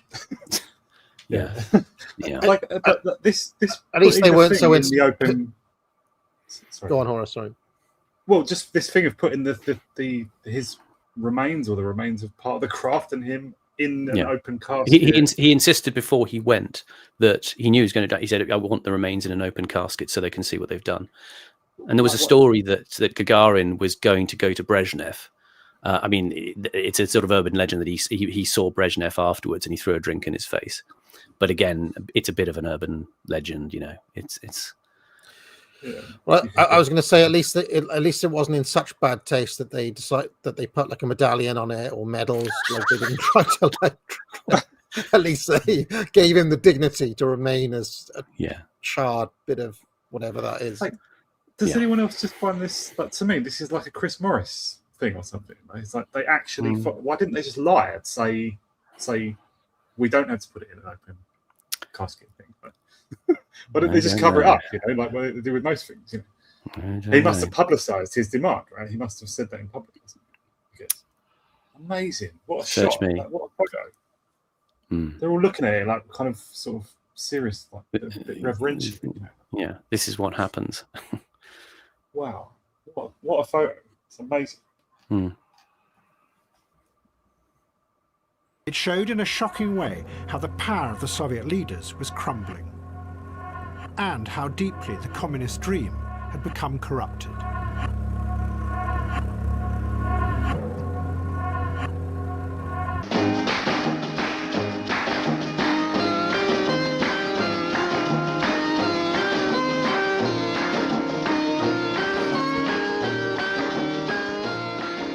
Edward Limonov grew up in Ukraine in the 1950s. His father worked in a lowly position in the Ministry of Internal Security. They were in charge of watching and reporting on people to make sure that everyone was a good communist. Limonov admired his father as a Soviet hero, and often his father would travel to Siberia by train for his work.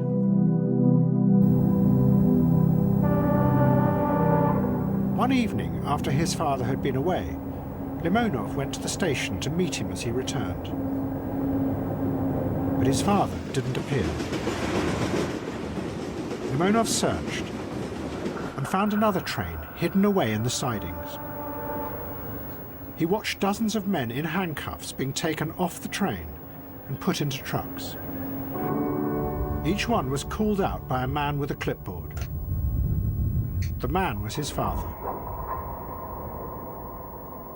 Later that night, Limonov overheard his father tell his mother that all the men were being sent to a prison to be shot because they were against the system.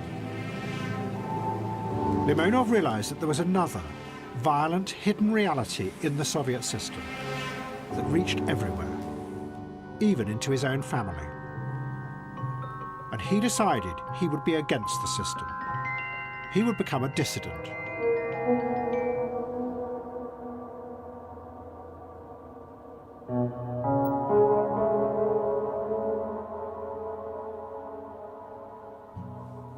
People steal,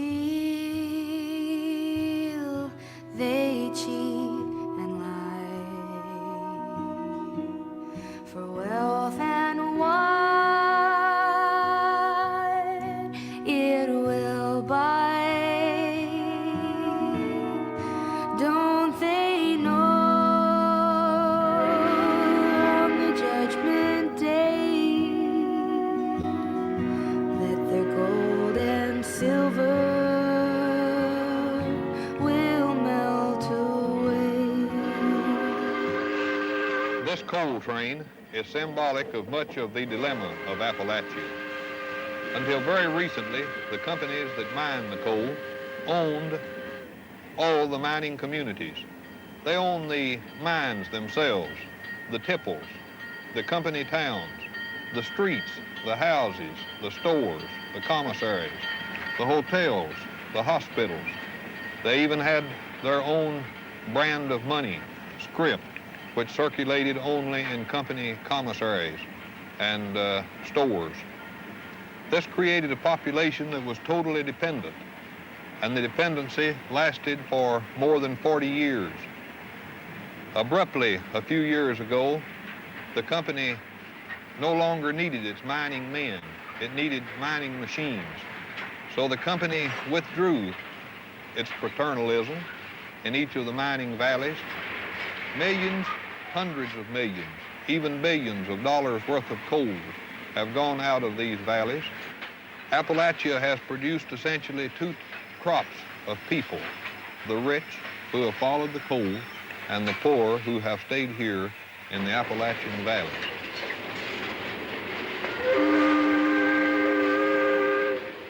Harry Caudill was a lawyer in the giant coal mining area that stretched across the Cumberland Mountains in Appalachia. He had spent his life representing the miners, taking on and fighting those who owned the mines. But now he had realized that something fundamental was happening.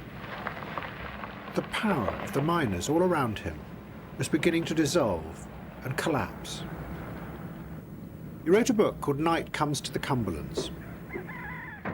He described how coal had not only brought wealth and power to those who owned the mines, but also to the miners themselves.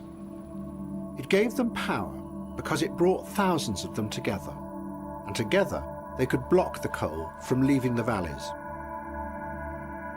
It gave them enormous collective power, out of which organized labor had come. For 40 years, they had mounted strikes and blockades, and fought violent battles with the private armies of the mine owners. And out of that had come strong leaders who had used the collective power to change society for the better.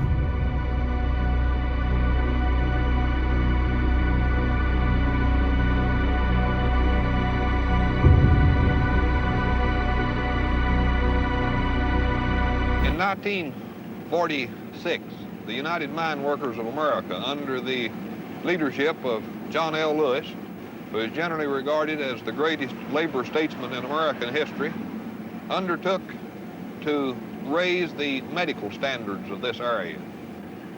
Lewis, in a very dramatic confrontation with the American...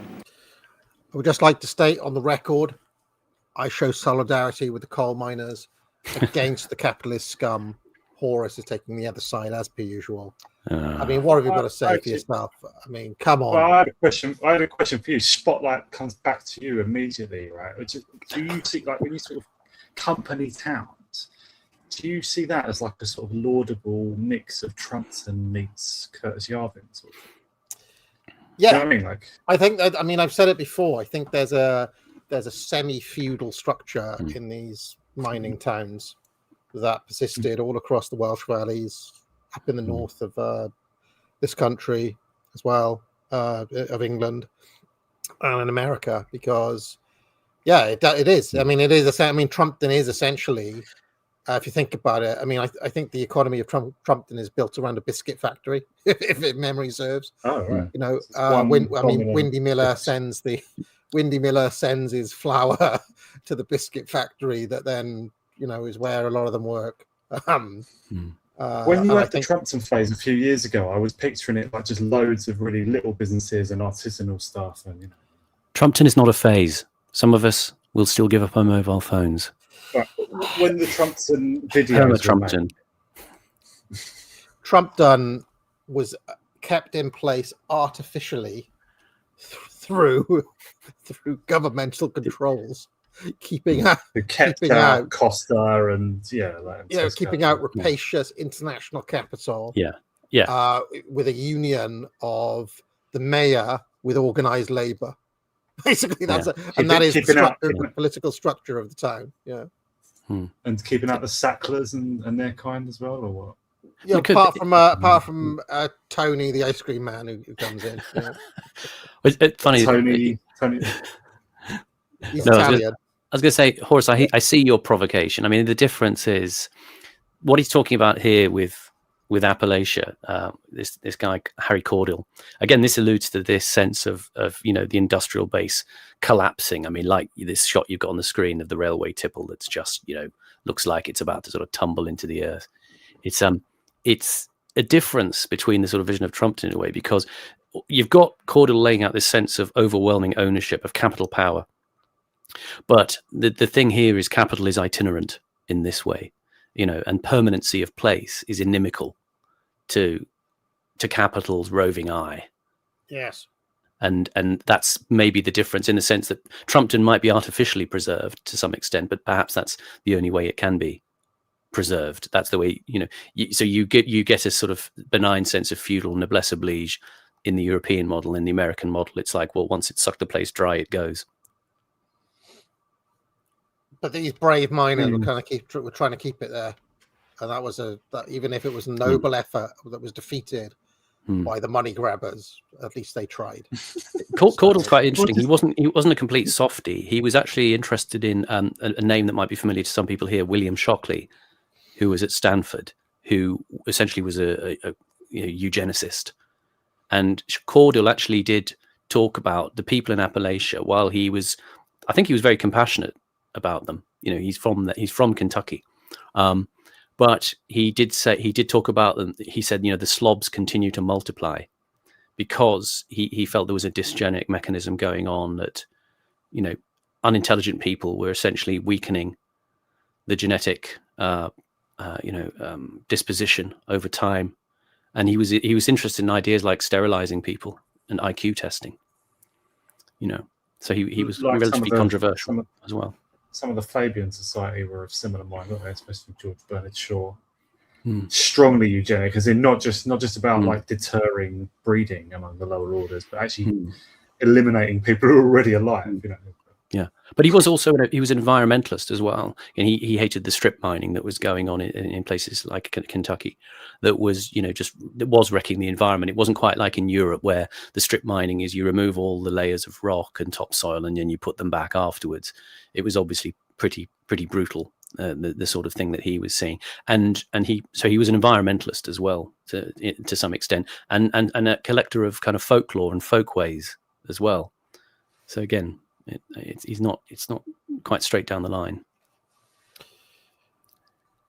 I find myself being somewhat sympathetic to some of these arguments every time I walk past a KFC or something like that. I think, what's the point? What's the point of it all? Strip it back. Get back to the old way. Get back to Trump and everybody. So if those coal miners were trying to keep it all there, in a way, they were on the right side. Yeah. I mean, what's like, wrong with Trumpton you? Isn't Trumpton like a petty bourgeois place though? I mean that. I don't mean that as an insult. Yeah. Whereas we're talking heavy industry. This is just proletarian stuff. I mean, you've got to understand, behind the structure, of Trumpton, there is a biscuit factory that keeps most of the people employed. I think the biscuit factory is in a neighbouring town. Is it in Camberwick Green? You didn't mention this. Right, you should do a course like Foundations of Trumpton or Foundations of well, if you can imagine, Village. because there's Camberwick Green, there's Quigley is the name, or Chigley. Chigley is the industrial town. Yeah. There's Camberwick Green, which is where Windy Miller lives. And then there's Trumpton, which is like a market town. It's got like a fishmonger, a postman lives there. There's Pippin Fort, which is the military industrial. Like Pippin Fort is keeping things in place. And there's a kind of like it's underwritten really by, I guess what you'd say. I mean, you would call it a cronyist settlement between the factory owner, organized labor, and the mayor, the iron corporatist, there is a kind of everything is underwritten by that biscuit factory, but the biscuit factory in its existence allows that little bourgeois town that you see, the market, the fishmonger, and the baker, and the little printing shop, and so on. That is allowed. That is a kind of superstructure built on top of the economic base of that biscuit factory. And Pippin Fort, right? Yeah, that changes everything. Like Trumpton appears to be all just I don't know what the term is, but just for people who own their own little businesses, It appears it's like a Cotswolds town with boutique shops in it. Is that what you're saying? Like Shipston on Stour, perhaps, or like Bolton on the Water, something. Yeah, exactly. Yeah, sense of desperation to undermine Trumpton. And those places are lovely, but I need to investigate now how the actual economy works in Shipston. Maybe I'll do like an economy of Trumpton video. Just for you, right? Because obviously it's actually more complicated. Maybe we are closer in, but as my point was, I don't see how it relates to this, which is this is a proletarian vision. Well, this is the point. There's a deeper point, right? The world, this is mass politics. The world that Ludwig von Mises presents to us as the ideal product of the free market, which I presented in films such as The Boomer Truth Regime, right, where you've got the milkman and he's got his place in the order doing his little milk round, and you've got the little town there and everybody's got their job, the janitor, and everybody's kind of happy in their little jobs, was actually an artificial construct of FDR, antitrust laws, and various other mechanisms to help the state basically propping up mom and pop against big salt. Right? Big salt. Big salt. Yeah. If you read that antitrust book that Mises put out, I think he's got an Italian name, like Diamato. He goes through, I did a series years ago based on this book called Econ Shots, right? It was discontinued due to low viewing numbers, okay? Like nobody watched it. But I go through all of these antitrust cases, and one of them was Big Morton versus Big Salt, where in America, where the FDR government basically came in against supermarkets trying to do bulk deals with Morton Salt, cutting out the mom and pop stores who couldn't get salt for cheap, right? So the government came in on the side of mom and pop, right? And the point of the libertarians is to say, well, this was bad because it made salt more expensive. It was non-efficient. It was anti-market. And my point is, yeah, but look at what they benefit. Like they got Pat Buchanan's childhood out of that. You get rid of all of that, and now my childhood home is replaced with the fucking Aldi's. Mm-hmm. Sorry, what's the Pat Buchanan's childhood thing? I don't get that bit. Well, Pat Buchanan's childhood is literally the 1950s that everybody's nostalgic for and remembers, and kind of, right. You know. And what I'm saying is that it was an artificial construct of all of these, you know, anti-market laws that were then swept away by Thatcher and Reagan. So what I'm saying is, even though it was artificial and anti-market and non-efficient, it's better than what we got, which is now every time's exactly the same with a massive Aldi's in the middle of it. Mm. You're now like a sort of, you've moved from your Stalinist phase into your sort of like imaginary Roosevelt phase, I guess. I haven't moved. I haven't. No, these have always been. As if Franklin Roosevelt was looking out for the little man. These have been my views. That is imaginary. Right? Okay. Stalin's an Franklin Roosevelt was just on the Rockefeller side of the Rockefeller-Morgan clash. It was like he was just the Rockefeller guy. And Kuhn Loeb Company and others. Paid off by Big Salt, Horace. You've been paid off by big, and I'm not going to say the second word. So let's just move on. Right, let's go. Just to add to this, I mean, just looking at these scenes of kind of, you know, devastation in Appalachia, as I was sort of researching some of these images yesterday, it's interesting also that in a sidebar when I was doing it, a news story popped up, and it said all 1,600 Kentucky battery plant employees laid off as Ford pivots away from EV. So it's happening again. Itinerant capital moving its focus away from the deindustrialized areas where it's made a kind of nominal attempt to reindustrialize, and it can just be snatched away. But look at what he mentioned, right? These coal miners were fighting for like better healthcare, you know, socialized medicine and things like that. And you, Horace, just like those eugenicists, are saying, "Nah, fuck them, leave them die." We've stripped the money out of the area now. Whoever's money now you lot can die. We'll move somewhere else. Ye workers or whoever is demonstrating for, you know, healthcare or whatever, just whoever's money it is that you want, just go straight to them and try and take it by force. You know, just be honest. That's all you're doing when you're a socialist. You know, just demanding someone else's property. Just do it directly, and you'll see the real consequences of it. You know, just. Cut out the pretense of the nobility of the state or anything. It's just all twaddle. There's no nobility in the welfare state. It's not more moral or anything. It's just nonsense. Imagine. They're claiming back their surplus labour. Wealth extraction is all we're seeing here. Anyway, let's carry on. Yeah. We won't resolve this centuries-old debate on this stream. Coal operators at Pittsburgh. You have, he said, made dead more than 500,000 of your fellow citizens. The product you sell in the markets of the world is drenched with the blood of your workmen. It is salted with the tears of their widows and their orphans.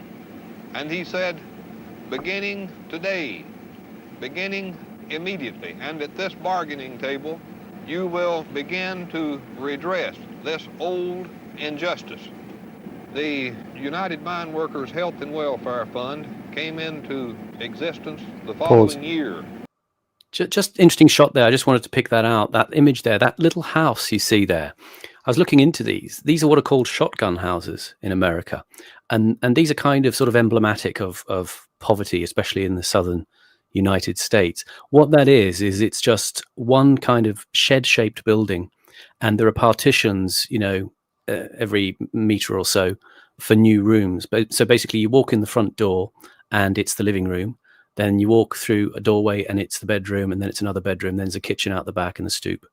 But you know, really these were the kind of most basic forms of living. They didn't have indoor plumbing, and they were just miserable kind of places to live. You see a little bit of footage of people living in one at the end of this sequence. They do look quite big to us, though, Simon. They're about 12 foot wide on average, and the rooms are just one behind the other. And a lot of these in the southern states, but sometimes you see them in places like New Orleans or even bits of Florida or Texas, and even bits of Chicago as well. The theory is they sort of came from houses that were built by people in Haiti or in Africa, or, and then they kind of came to the US as a kind of basic kit housing almost for a lot of very poor people.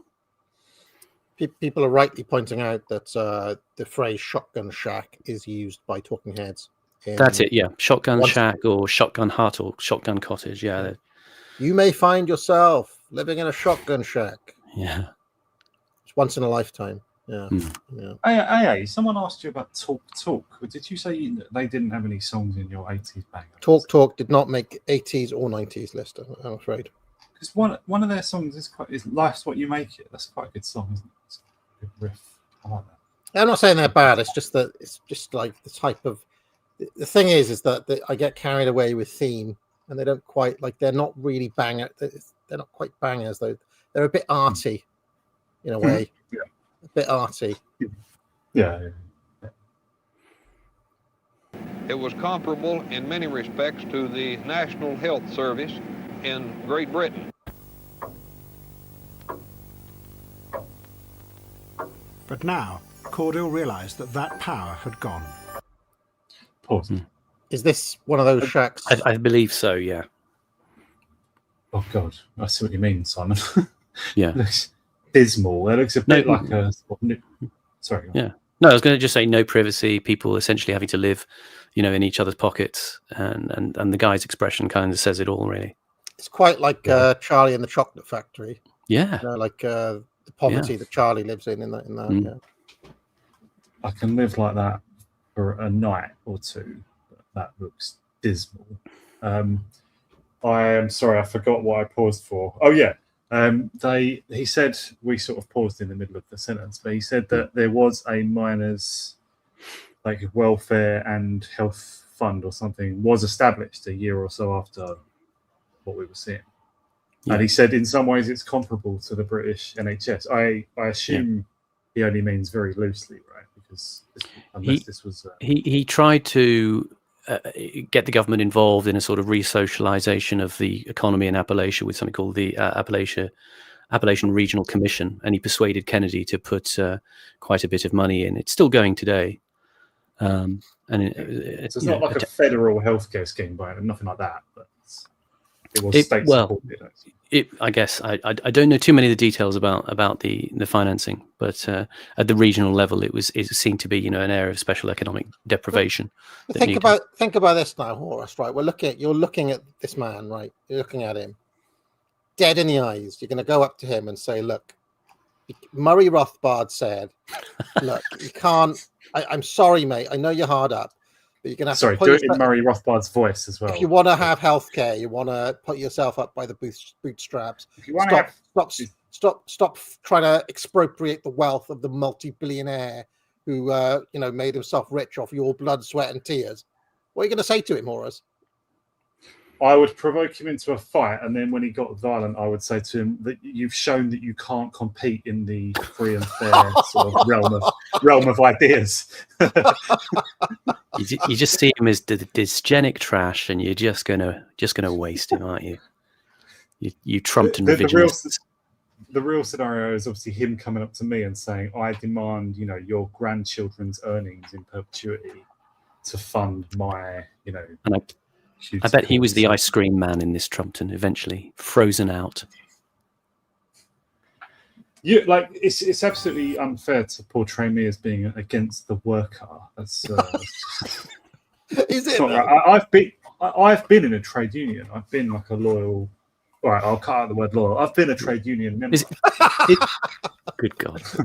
Is it the feudal relations that offend you? The sense of small town oppression that you would feel?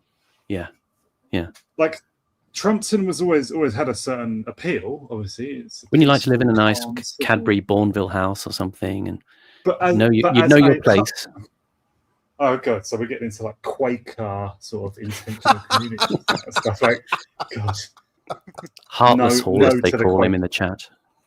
The eternal Quaker gets a big no from me. But as for Trumpton, yes, it is appealing. But as AA has revealed, there's actually a sort of Curtisian hidden reality underlying it. That Very good. Sort of that we didn't realise, and now I do realise, and I'm curious. I'm sort of Trumpton curious. But Trumpton had a strange hidden reality. Right. Fantastic. Goodness knows what to think of Trumpton now. They It's thought like- it was a profitable way of life, but this was a fantasy. fantasy. Yeah, exactly. Yeah. Tell you, it's such a stark shot, though, isn't it? Such a wow. Yeah. All right, let's see. We're going to have to wrap up in a minute. We're going 2 hours. All right. First, the machines had come and replaced thousands of workers. Horus is just like, get back in the mines. Fucking like, Look at what's that. wrong Look with you, kid? Pull yourself by the bootstraps. Yeah, look at that poor little kid. Look at that. Look at that. I've also consorted with Northerners, which I doubt. Well, I mean, Simon must have by default. But, I've been to you've Watford. never even been. I've been to Watford. You've been to Watford. I picked up AAA's bike in Watford. So yeah, filled up your petrol, filled up your car or whatever at a petrol station in Watford. I've lived in the north. I've eaten chips and gravy. I didn't become a northerner, obviously, but I was ridiculed for being a southerner. So I've mixed it with the real sort of cold people. People in the chat. You'll never know. People in the chat are saying you're a Dickensian villain. Horus will be the slum landlord who comes to Trumpton. You'll be the Peter Rackman of Trumpton. How did I get established as a fucking villain in the first place? I haven't done anything. Because I was in a union. I was in a trade union. Because we've done 63 of these shows now, and you've consistently defended the asset stripping capitalist class. Almost every time it's been at your mention, you've stopped the video and gone, right, what's your answer to this? And, well, what's your answer? Yeah. Look at this kid. He's literally like a postcard poverty kid with mud on his face. Horus the horrible. Are you just saying like you can't have welfare because you're stealing from the fat cats?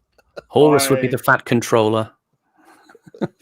I will have my vengeance in this episode and the next.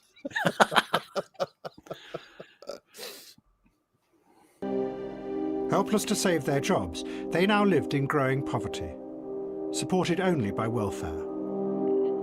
Oh, these images are extraordinary, Simon. What documentary is this again? This is from a 1965 documentary called Inside America.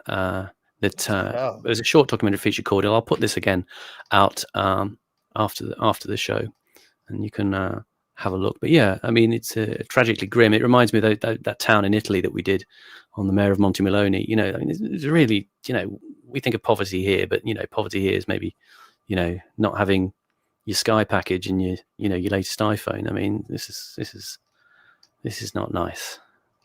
For some reason, this makes me think of Ed Gein, the killer, weird, skin sort of body part guy.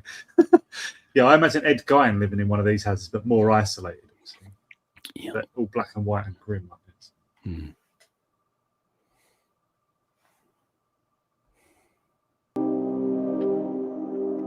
And then there was the other fossil fuel, oil.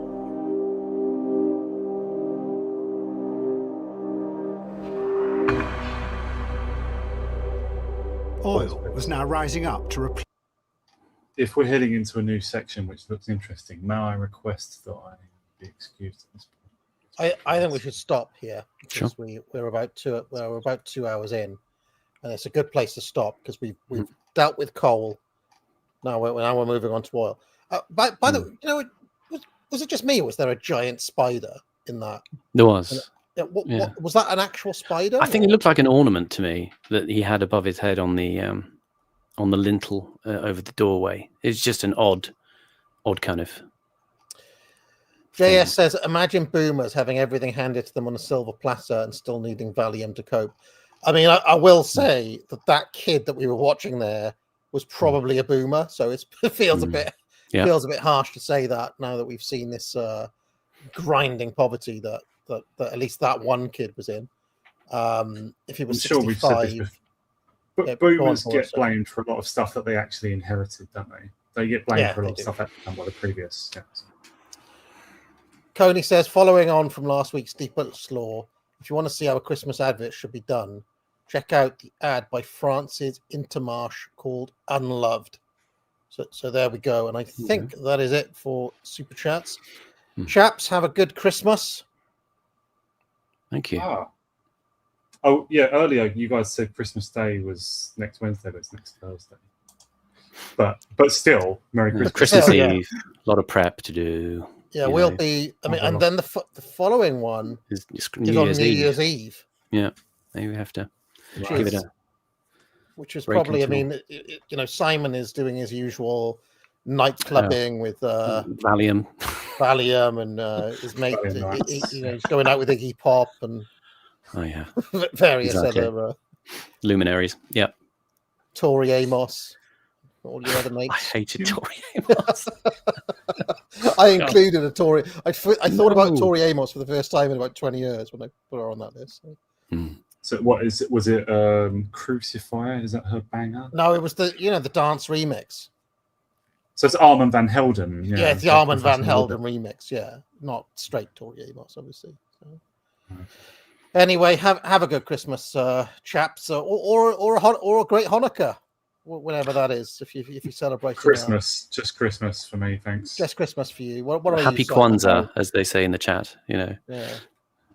Have a good time. I wish you and everyone a good Christmas. Everyone in the audience as well. Yeah. Thanks for watching, and Merry Christmas to you. Even though you called me Horace the Horrible. Yeah. I mean, what are you doing for Christmas, Horace? You're beating up Tiny Tim. Stealing his. I'm doing an anti-soup kitchen. I'm going out taking food from homeless people, pumping it out of their stomach if necessary. All right, have a good one, guys. Bye. Happy Christmas, everyone. What goes on in this town is none of your business. As long as I'm living here, it is. Then maybe you shouldn't be living here.